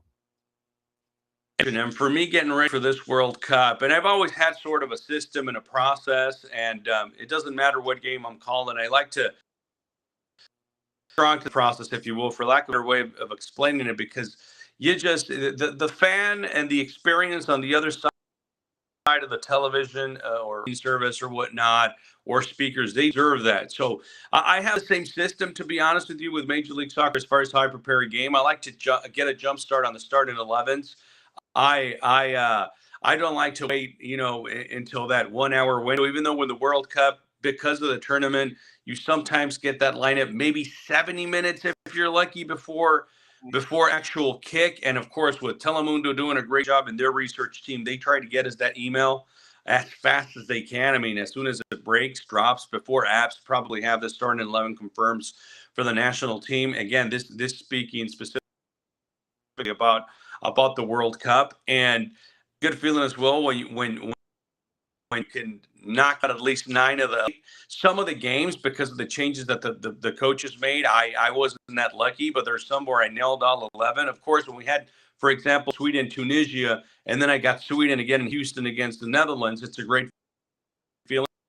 Situation, you already have a little bit in here of Sweden, and I had the opportunity to deal with that with Australia when I got them against Turkey initially, but and I got them against Paraguay in the last match day, with Sweden, with Senegal, because I had them against Norway, and then I had them against Croatia in the last match day, and with Norway, which was really fun because I had that game in Boston against Iraq, and then we got them again in New York, New Jersey against Senegal. And again, they're similar. Of course, we saw what happened with Solbakken against France. He switched the whole team up, but I didn't have them in the last match day of the group stage. It's a very similar for me. I stick to the same creature habit, if you will, in the way that I like to prepare games. A ton of notes on both national teams. I try to go a little bit outside of the pitch with fun facts and interesting information on the country. I give a couple examples that I got a lot of good feedback on from calling games, and it's just stuff that happens when you have a game. When I had the Turkey game, I threw in there that they were the owners of the quickest, fastest record goal in a World Cup, 10.8 seconds, 2002. When I had Iran, they had just started the oldest in average 11 in the history of World Cups, a match day before I had them. Egypt, they started in 2022, the oldest, goalkeeper in the history of the World Cup, 45 and change years-wise. I had Switzerland. I forgot that one. At those two, I had Switzerland, Bosnia, and LA. And with that, I mentioned, Switzerland was involved in the highest-scoring World Cup game ever in their World Cup, 12 goals. Austria, 7. These are all things where, when you're prepping a game, you probably don't have it at the top of your head. You're thinking of the typical cliche stuff, but I like all that stuff. And, fans say, not only are you, keeping us excited on the call, but it's too funny. I heard historian a lot. You're also a historian. So, but it's big time, as you can imagine. It's a World Cup game. I'll give you an example. The Norway-Iraq game, I think, drew 5 million for us on our network, which was a great story because, again, it's Norway-Iraq. It's a game that you were excited about, but the draw was huge. And all of these fans listening to you, you want to put on the best broadcast possible. And again, for us and for me specifically, with Telemundo, it's 9 play-by-play announcer. It's a prison you're in with the 72 games in group stage, 104 overall, and you want to do your job well.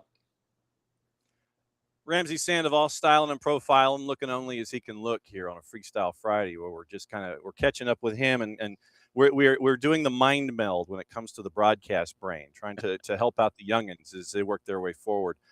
What was the coolest thing that you stumbled upon that wasn't in your notes initially? The coolest thing that you stumbled upon in game state that you didn't have in the Sandoval, the Sagrada Biblia de Sandoval going in? What piece of info or intel did you come up with that was like, man, I didn't know that, and you found that kind of out on the fly? Well, I think I jumped the question, if you will.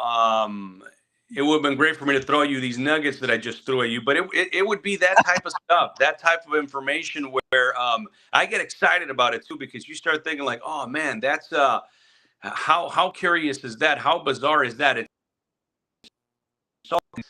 a minor example I could think of is with the Australia-Paraguay game, the Australian manager, Tony Popovich, he retired against Paraguay, scored his 8th goal against Paraguay in 2006, and he was facing them in this World Cup.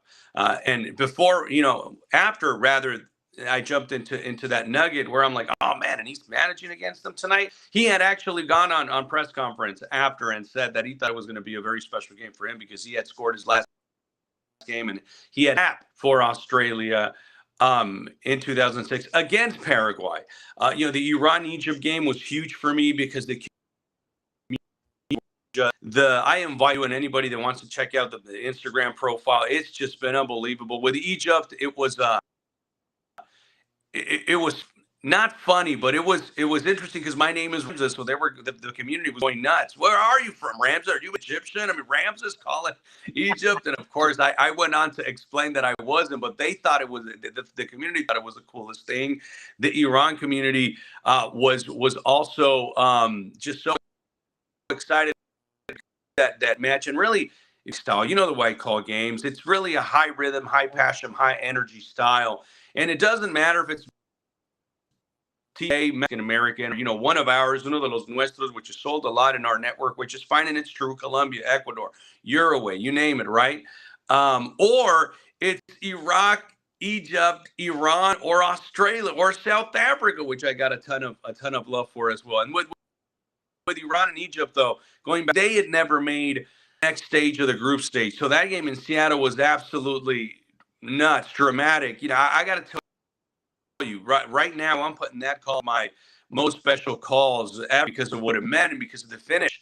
I had a crazy 92nd minute goal call. It's one of those situations as a play-by-play announcer too, because I get asked that a lot. You know, you went absolutely crazy on that call, and the goal was disallowed. Well, yeah, but you know, Marciniak, the very very good Polish. You know, I think the call near the 92nd minute, I'm doing my thing. It's not called up until after the 95th minute. So, you know, if I'm averaging a minute on my goal call, that's completely done. That's completely gone.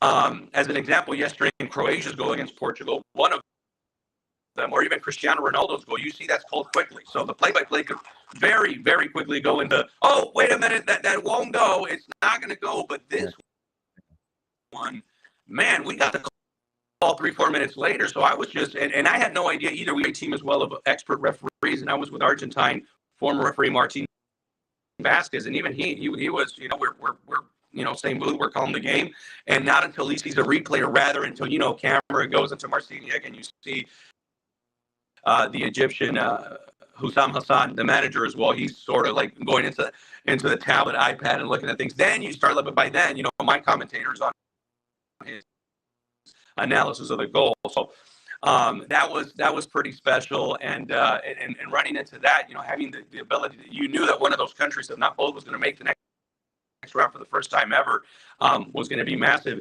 Egypt had scored their first goal ever in a World Cup, you know, against or rather, they had captured their first points ever in a World Cup against New Zealand. And to put that in context, this is a team who had made the 19. They had made the World Cup in you know, capturing their first points in the 20 World Cup. So the way I saw that is 96 years later, after Egypt's first World Cup appearance, 96 years, man, they get their first 3 points. So it's you know, it's crazy storylines. The rumors that I mentioned to you as well, like the Turkey having the fastest goal in history. You know, 86. So during that broadcast, you know, I mentioned the likes of Brazil, Germany, Spain, and Argentina. You know, that doesn't surprise you. Italy was in that pool as well, but of course, because they missed the last 3 World Cups, it's South Korea after those 4 nations I named, as far as teams with the longest run qualifying to a World Cup. So again, you and I tell you that, you're probably going to be like, no, you're crazy. What are you talking about? Brazil, Argentina, yes, Spain, Germany. The 5th nation on that list was South Korea. So as you're prepping and you run into these, I had to double check all this, you know, because I'm meticulous. So I'm double checking the 3-4 different outlets, and it's true. So it's fantastic stuff. When it came to the 48 team field, were you sold on it? Yeah, I was, because I'm a big believer in other nations getting a shot. I don't know about you, but for me, it was grateful to see, you know, Jordan and the Kerde story, and the Democratic Congo. You know, with teams like Iran and Egypt, they made the World Cup before. Look at that. That's awesome. That's fantastic. And Curacao, man. I mean, Curacao what is it, 600,000 people or something in that country, and they put up a good 15-20 minutes against Germany, and they draw against Ecuador, who was a power in CONMEBOL. Those are the stories I loved, and I actually think the World Cup may expand even more. I mean, we're at a stage right now where the way that it's been sort of enjoyed in the United States, and not in hydration breaks as a joke at the beginning of our interview. I'm getting into it with a lot of hydration breaks, and I think that's where the sports where they're going. You know me, I love the NFL. I like the NBA, but I'm a big believer in timeouts. You know, you're sort of getting pounded on. What happens in the NBA if you go on a 0-8 run against you, and the manager needs to have a word. So for me, and I've noticed this in a lot of matches this World Cup, there's been a lot of teams that after the hydration break, particularly in the first half, and you're sort of going to that hydration break, and as a play-by-play, I'll say like, wow, you know, South Africa needed this. You know, South Korea is on them, and you know they're looking for the first better and start beating after the hydration break, and that's just an example. I've noticed that a lot. You know, the music comes to enjoy a little bit of what this means. I'm not sure that it's going to be implemented in every league and every big tournament, but for the World Cup, the way that it's been done, the new national anthem system, I love. It's a show. It's a show, and it needed to go there. That's where the World Cup needed to go. I don't know how long it's going to stay at 48 nations, but I would not be surprised if our next call here is 64. And you sort of do get, I've been thinking about this a lot, you get nations who would never have a shot. Whatever reason, you know, they're in a tough competition. They're never going to get an opportunity because they're in qualification methods. I mean, yeah, you get you get CONCACAF, South America. A lot of those nations have made the World Cup, and Venezuela is the only one that hasn't. But in Africa, in Asia, in Europe even, you know, you get a lot of these countries who are first World Cup, and it's special to see their fans, man. They enjoy it. And in a 32-team World Cup, and forget about it, in 1994, we were still at 24. Whoa, that was going to be rough. Imagine that with all the countries in the world that play this beautiful game. No, it's been pretty sweet, especially, you know, here in Atlanta at Atlanta Stadium. I put that in quotes. We got to see Uzbekistan. We got to see DR Congo. We got to see Haiti. We got to see Morocco. We got to see Cabo Verde. All of these new guys coming in the door. And for us, and for me specifically, since I'm a journo at heart, give me those stories 9 times a day where you can talk to Johan Vissa from Newcastle about his road and getting DR Congo and getting to find out what a coach like Sebastian Desaab can bring to the table. You get to see all these different storylines come in that field of 24, that field of 32 doesn't give you. I think they can handle 64. Just don't do like something where you have like a game in Dayton or something the Tuesday before the tournament where you're 68 and you're bringing folks in. I think we can handle 64. Yeah, I think so too. And again, and we're going to get special messages for whoever is not loving the 48, but that's just me. And I think they can. I really do think they can. I mean, at that point in time, one of the challenges would be how do you allocate the tickets, you know, the tickets to the World Cup, because an example, you'd be getting all of South America into the World Cup. So it would become tough. It will become complicated. You mentioned the Congo story. Yeah, it's unbelievable, because another thing is, you're used to seeing the powers and you know, and I've mentioned this, Cameroon and Nigeria and these national and Togo and Mali, who, you know, at the younger division especially is a powerhouse. I mean, now we see what Ghana's doing, but I mean, look at that. It's sort of like the change of the guard as well, and the way that these cycles change the game. I was surprised in a 48 country World Cup, we didn't have Costa Rica, we didn't have Honduras, we didn't have El Salvador, we didn't have Guatemala. Guatemala also, they've never made a World Cup. It'd be wonderful to see the likes of them in Venezuela into one. No, we saw Curacao, Haiti, you know, these storylines. And if you were to ask me before, we're going to have a 48-team World Cup, and you want me to give you CONCACAF, well, I'm giving you, you know, USA, Mexico, going with the countries I just mentioned. So that should tell you, and that does tell you that it's not as easy to get into a World Cup. Same thing with some of the European nations that got in, and some that right.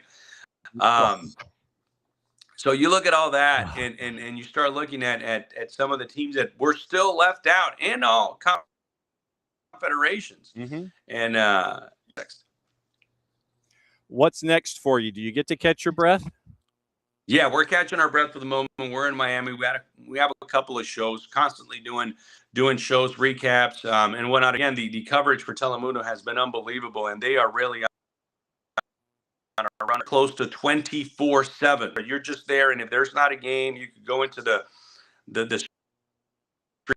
warm, phenomenal job with Peacock. I mean, to me, as a fan, the way you're just able to plug and play, and you're trying to watch a game and you're boom, and you want to replay a game and you're boom, and you want to watch a preview and you're there, boom.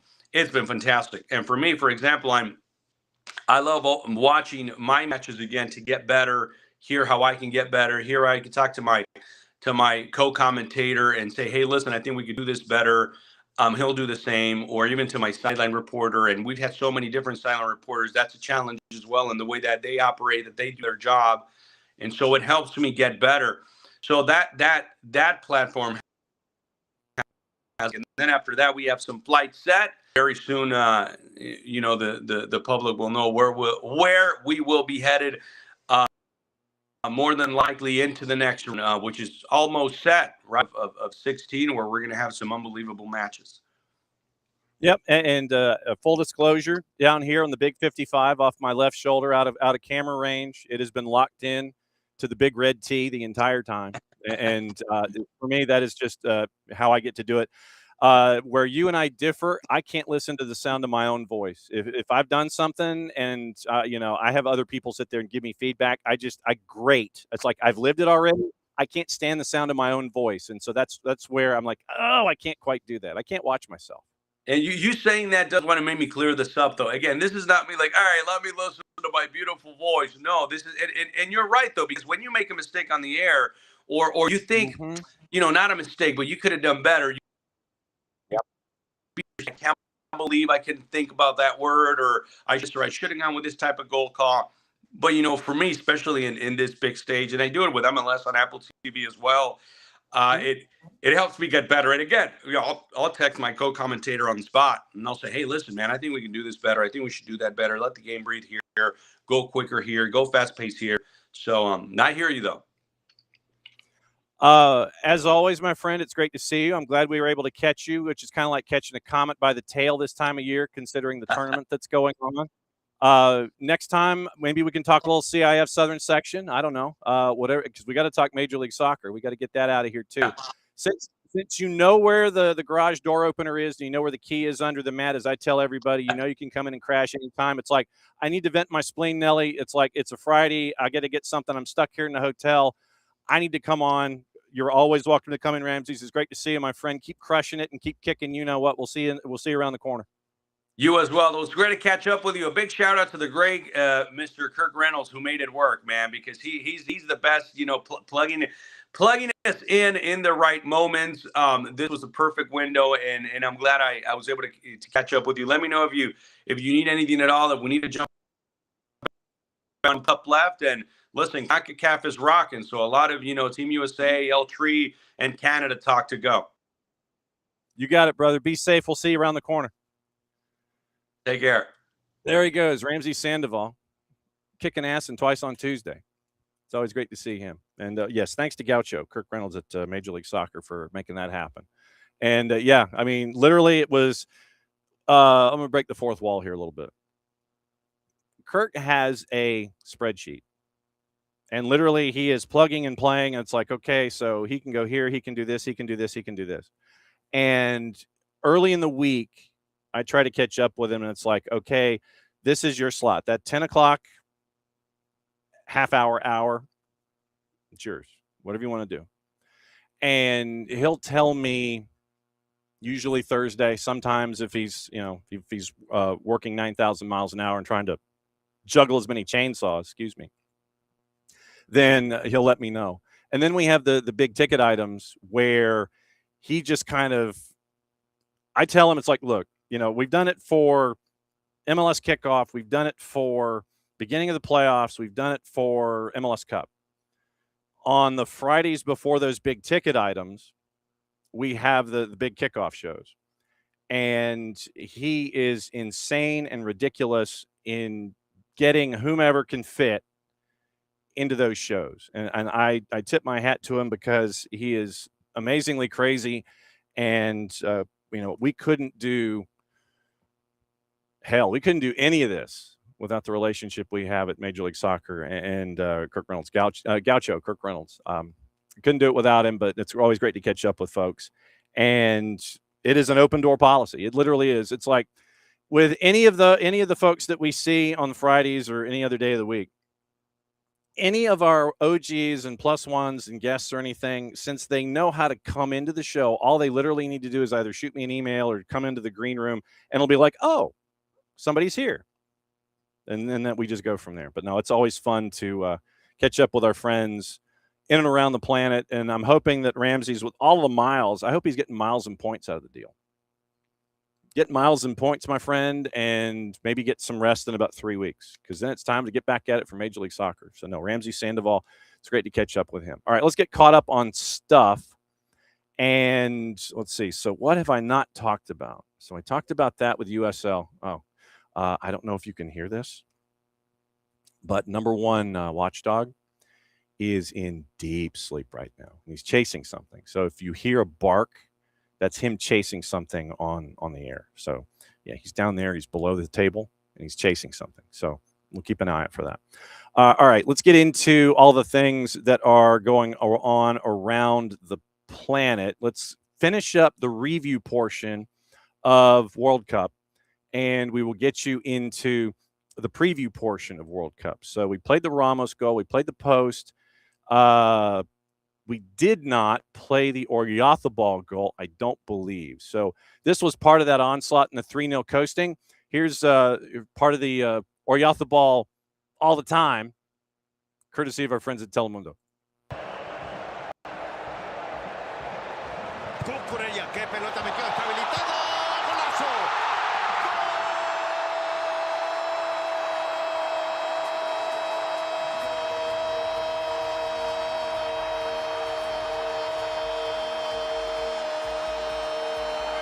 De España, señores, agoniza el partido. Este es el último clavo en el ataúd de Austria en esta Copa del Mundo. Dormidos los centrales austríacos, se miran, Danzo y Alaba. Ninguno de los dos lo acompañó. And there you go. That was the one of the goals from Oyarzabal. Had 2 of the 3, and that lays it all out for you. Now, and there are a couple of pieces of news we've got to get into with our friend Ben Jacobs, but let me preview what is going on today and on the weekend in so hang on just a second. Let me do a little TV here. Yeah, let's see. Let's see. All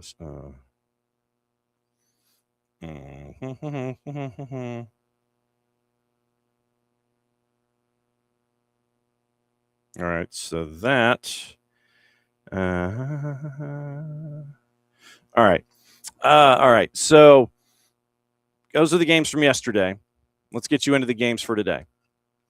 So games for today, we mentioned. Let's see if the juice boxes have changed any since we talked about them in hour number 1. So World Championship 2026. Let's see if they changed.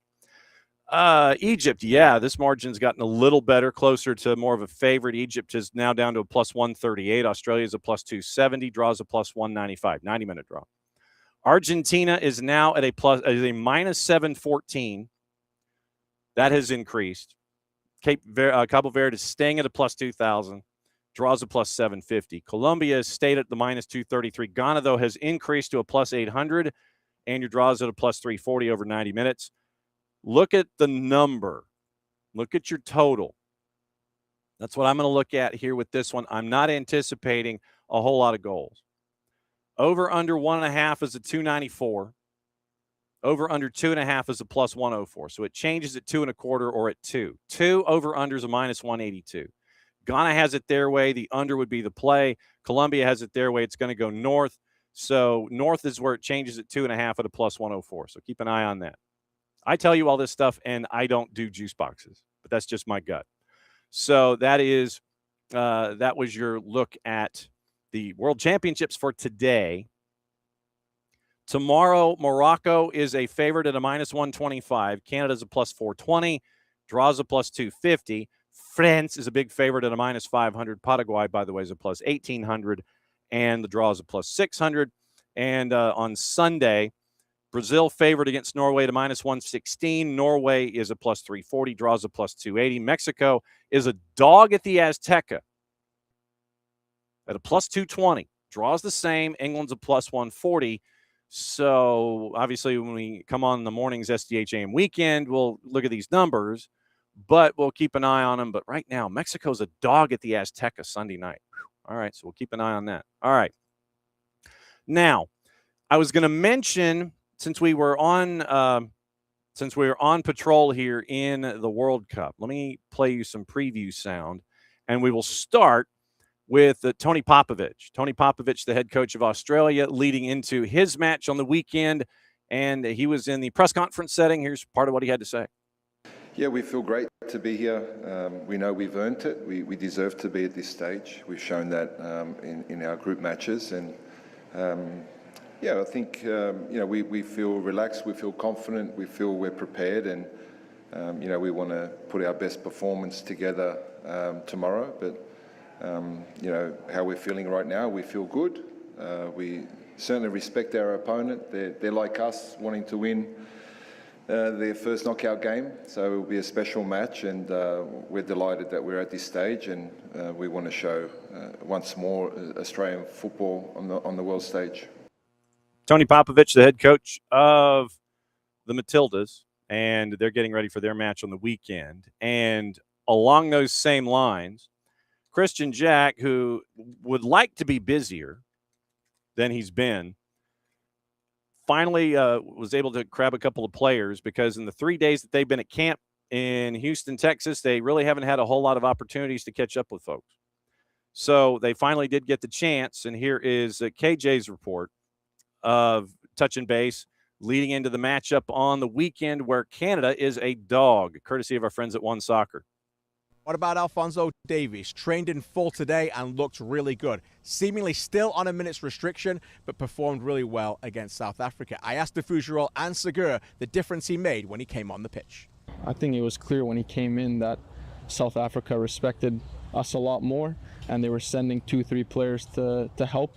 So obviously with a player like Alphonso, his speed, his understanding of the game, and his quality, that it's a big boost for us, and I think also it puts the opponent under a little bit more stress and trying to figure out how to deal with that. I think everyone saw it when he came on, straight away created a chance for us, and yeah, it was nice to see him. We obviously haven't seen him in a Canada jersey for over a year, so him coming on, the crowd was loving it as well, so that pushed us as well, and yeah, I think helped us close out the game and get that winner.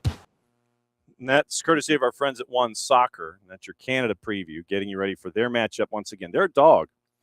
And we'll see what preps continue to be, the MD-1s, and we'll have that for you tomorrow morning. 9:05, SDH AM Saturday, probably a power hour, and then SDH AM Sunday, 9:05, probably another power hour to get you ready for Mexico and England.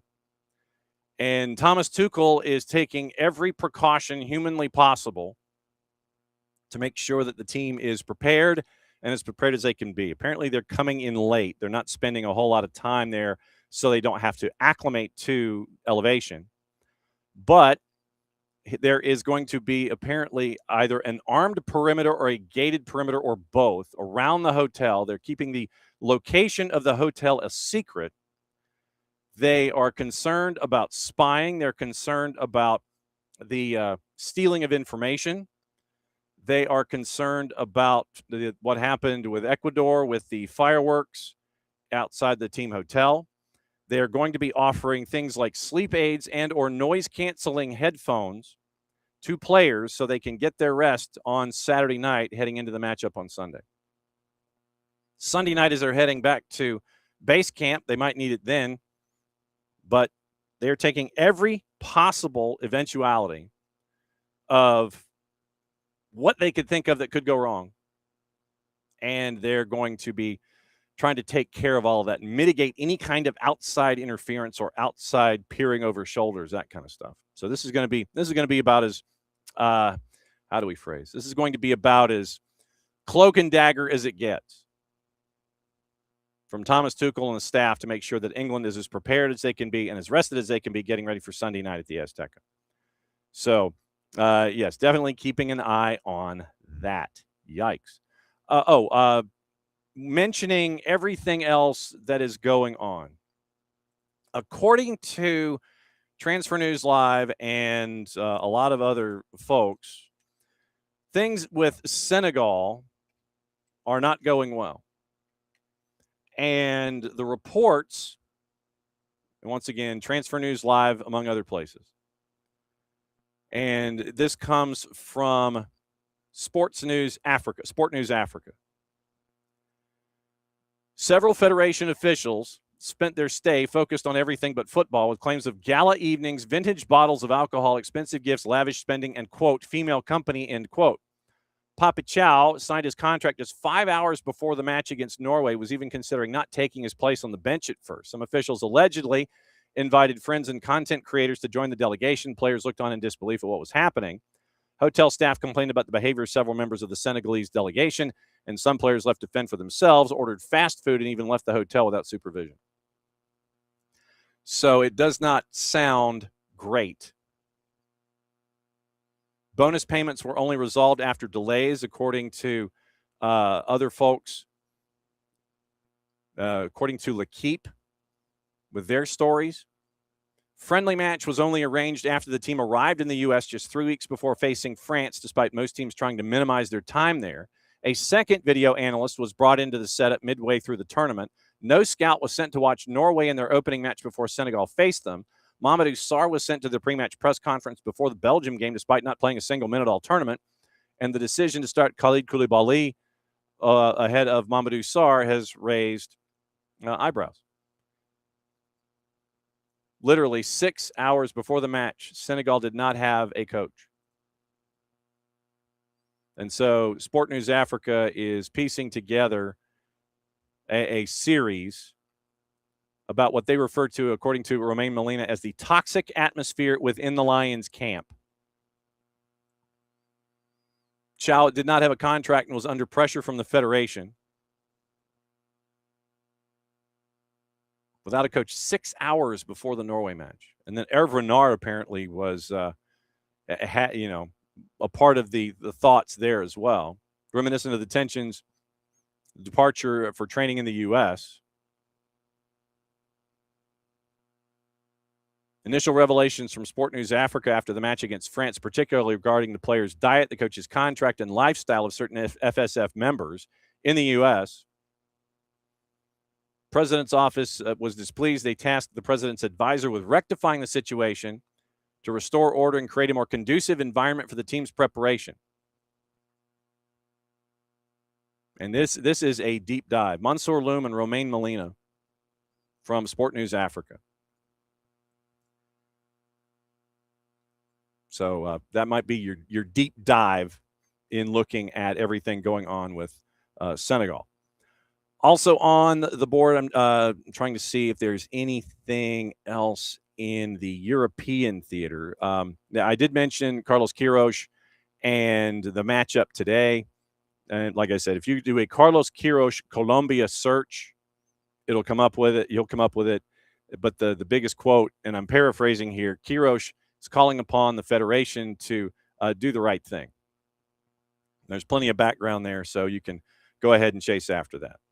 Also on the board now, let's catch up with our friend Ben Jacobs, who has been incredibly busy this morning, and follow Ben as you wish on whatever device that you feel closest to.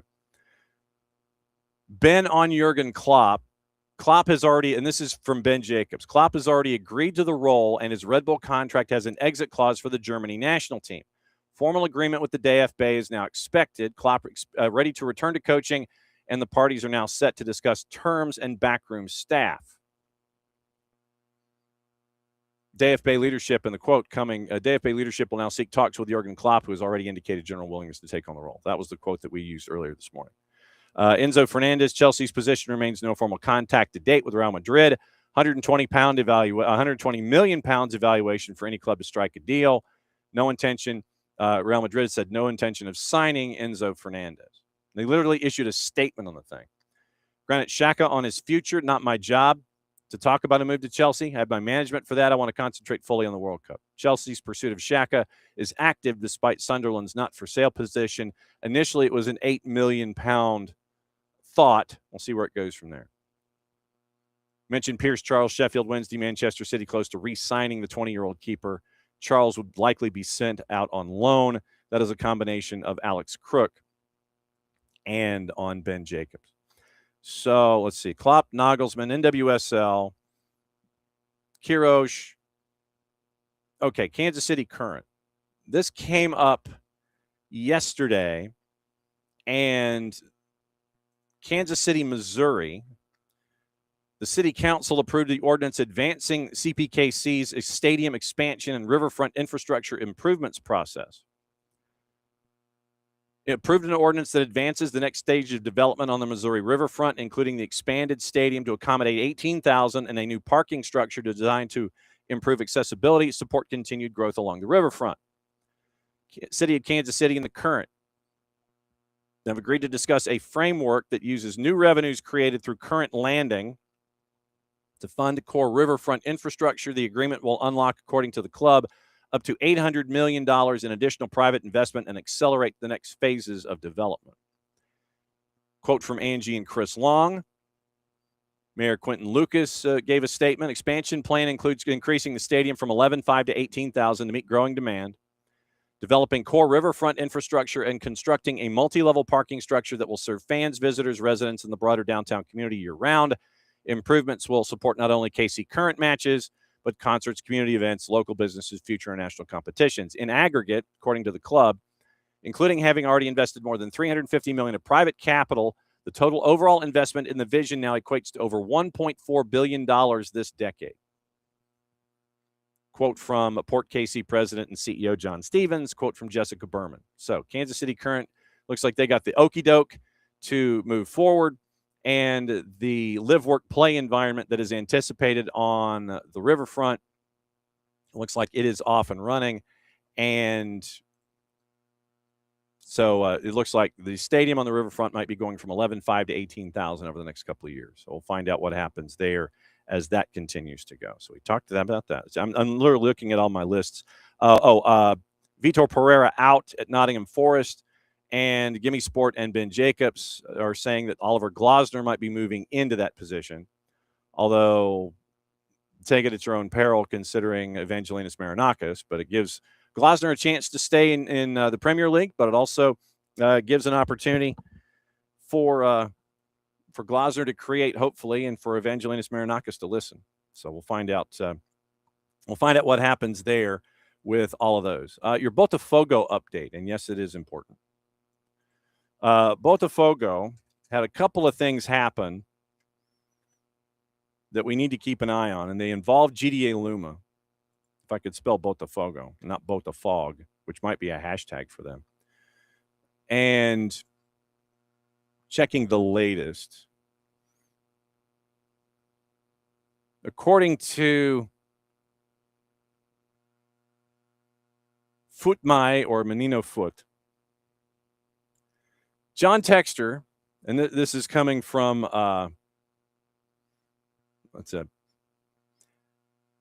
Itatiaia Esporte, and this is once again another Brazilian source. So Brazilian sourced information. John Texter says Botafogo will enter a very scary period and endorses players leaving.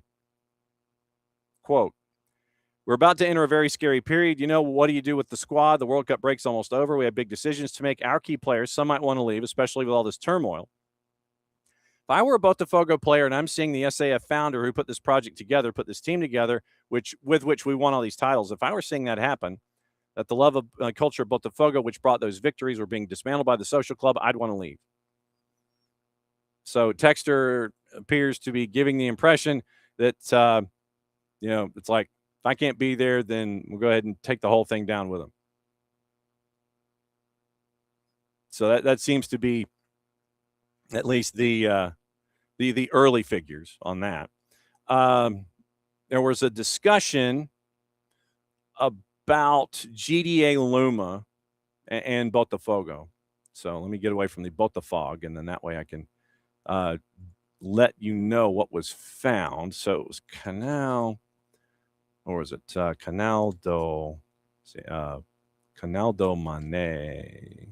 Yeah, okay. So Canal do Manel Botafogo. And he has, let's see, so he drops the statement. And so yesterday, the Canal de Manel Botafogo. Texters last, and this is a chain. And by the way, Canal de Manel has 25,000 followers, and we'll circle back through Globo as well. Texter's last breath at 100 million euro. Football leaks. 100 million euro, 2 loans of 50 plus. Tried to inject as a first name, and it's Kia Jarabchian. We've known about Jarabchian for a while. So Texter single-handedly approved 100 million in the minutes without the social counsel and without and this is translated. 50 million would turn into SAF shares after the judicial recovery and practice buying the club with debt. Social counsel blocked it. Justice upheld the dismissal. Jarabchian has a history, and it was 115 million Brazilian currency for Corinthians back in 2005. Then you had an investigation and relegation, etc. Texter's taking legal action in the U.S., United Kingdom, Brazil to prove that he still holds 90% of the SAF. On the other side, GDA Luma has a binding contract and 14 million US already invested.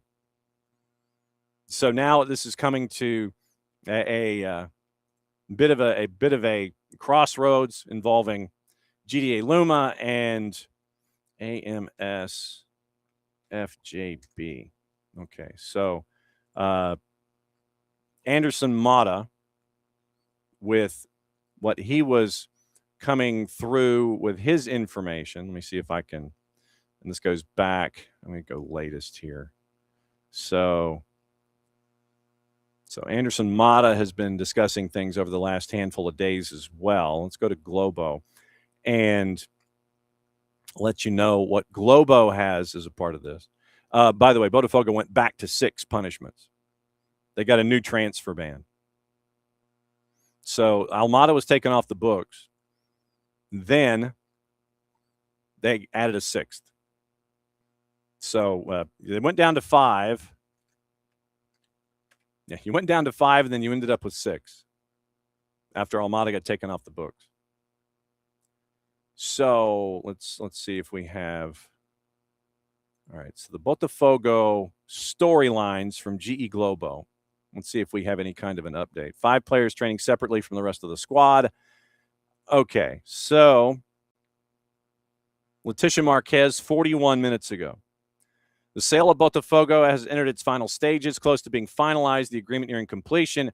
GDA made their first investment. Gabriel de Alba's company deposited $14 million, 14 1/3, to help the club cover immediate expenses, provide some breathing room for the month. Globo is reporting the amount is actually almost half the value of the first investment planned. Initially, it was supposed to be 25 after the sale was finalized. Sale wasn't finalized before July expenses. GDA Luma advanced part of the amount, and it will be 105 million Brazilian currency in installments over the years. Funds to pay athletes' image rights, July salaries, which are due in 2 days, the severance indemnity fund deposits, still outstanding debts, athletes regarding image rights payments and were in arrears and are included in the judicial reorganization plan.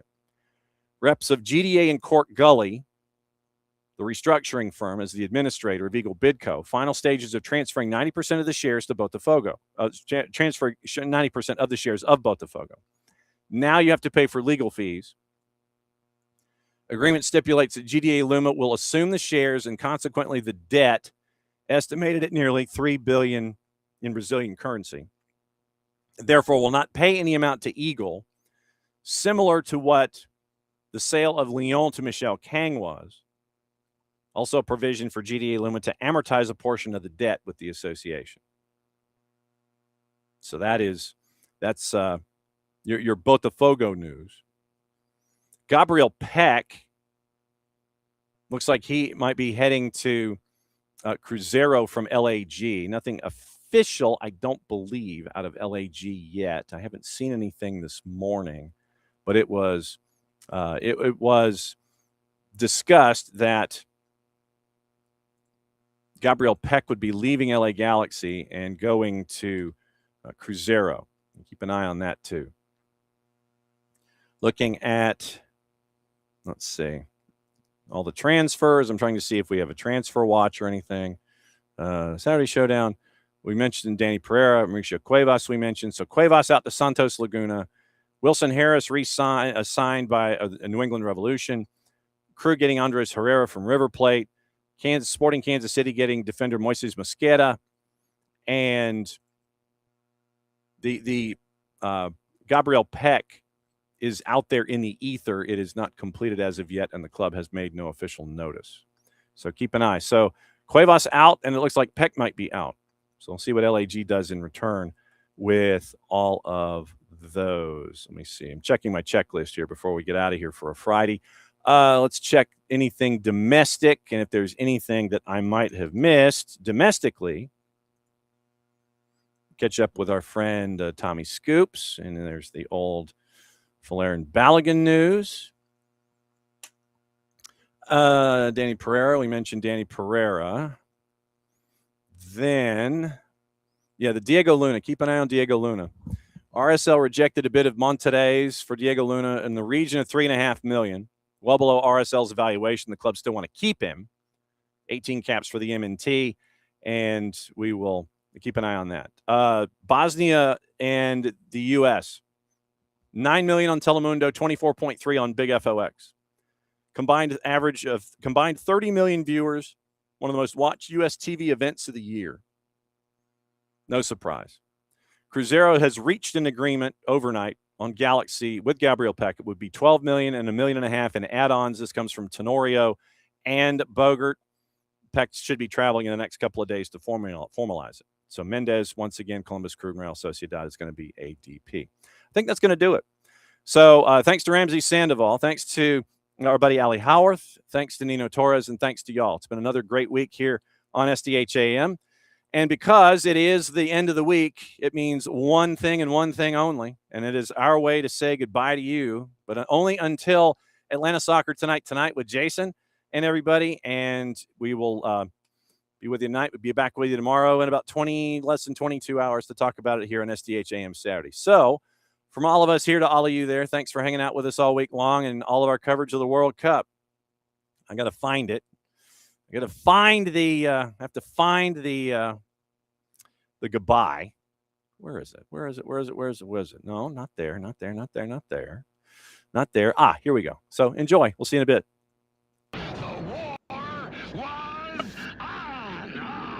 The keys on the typewriter had sharp points that kept sticking into our fingers.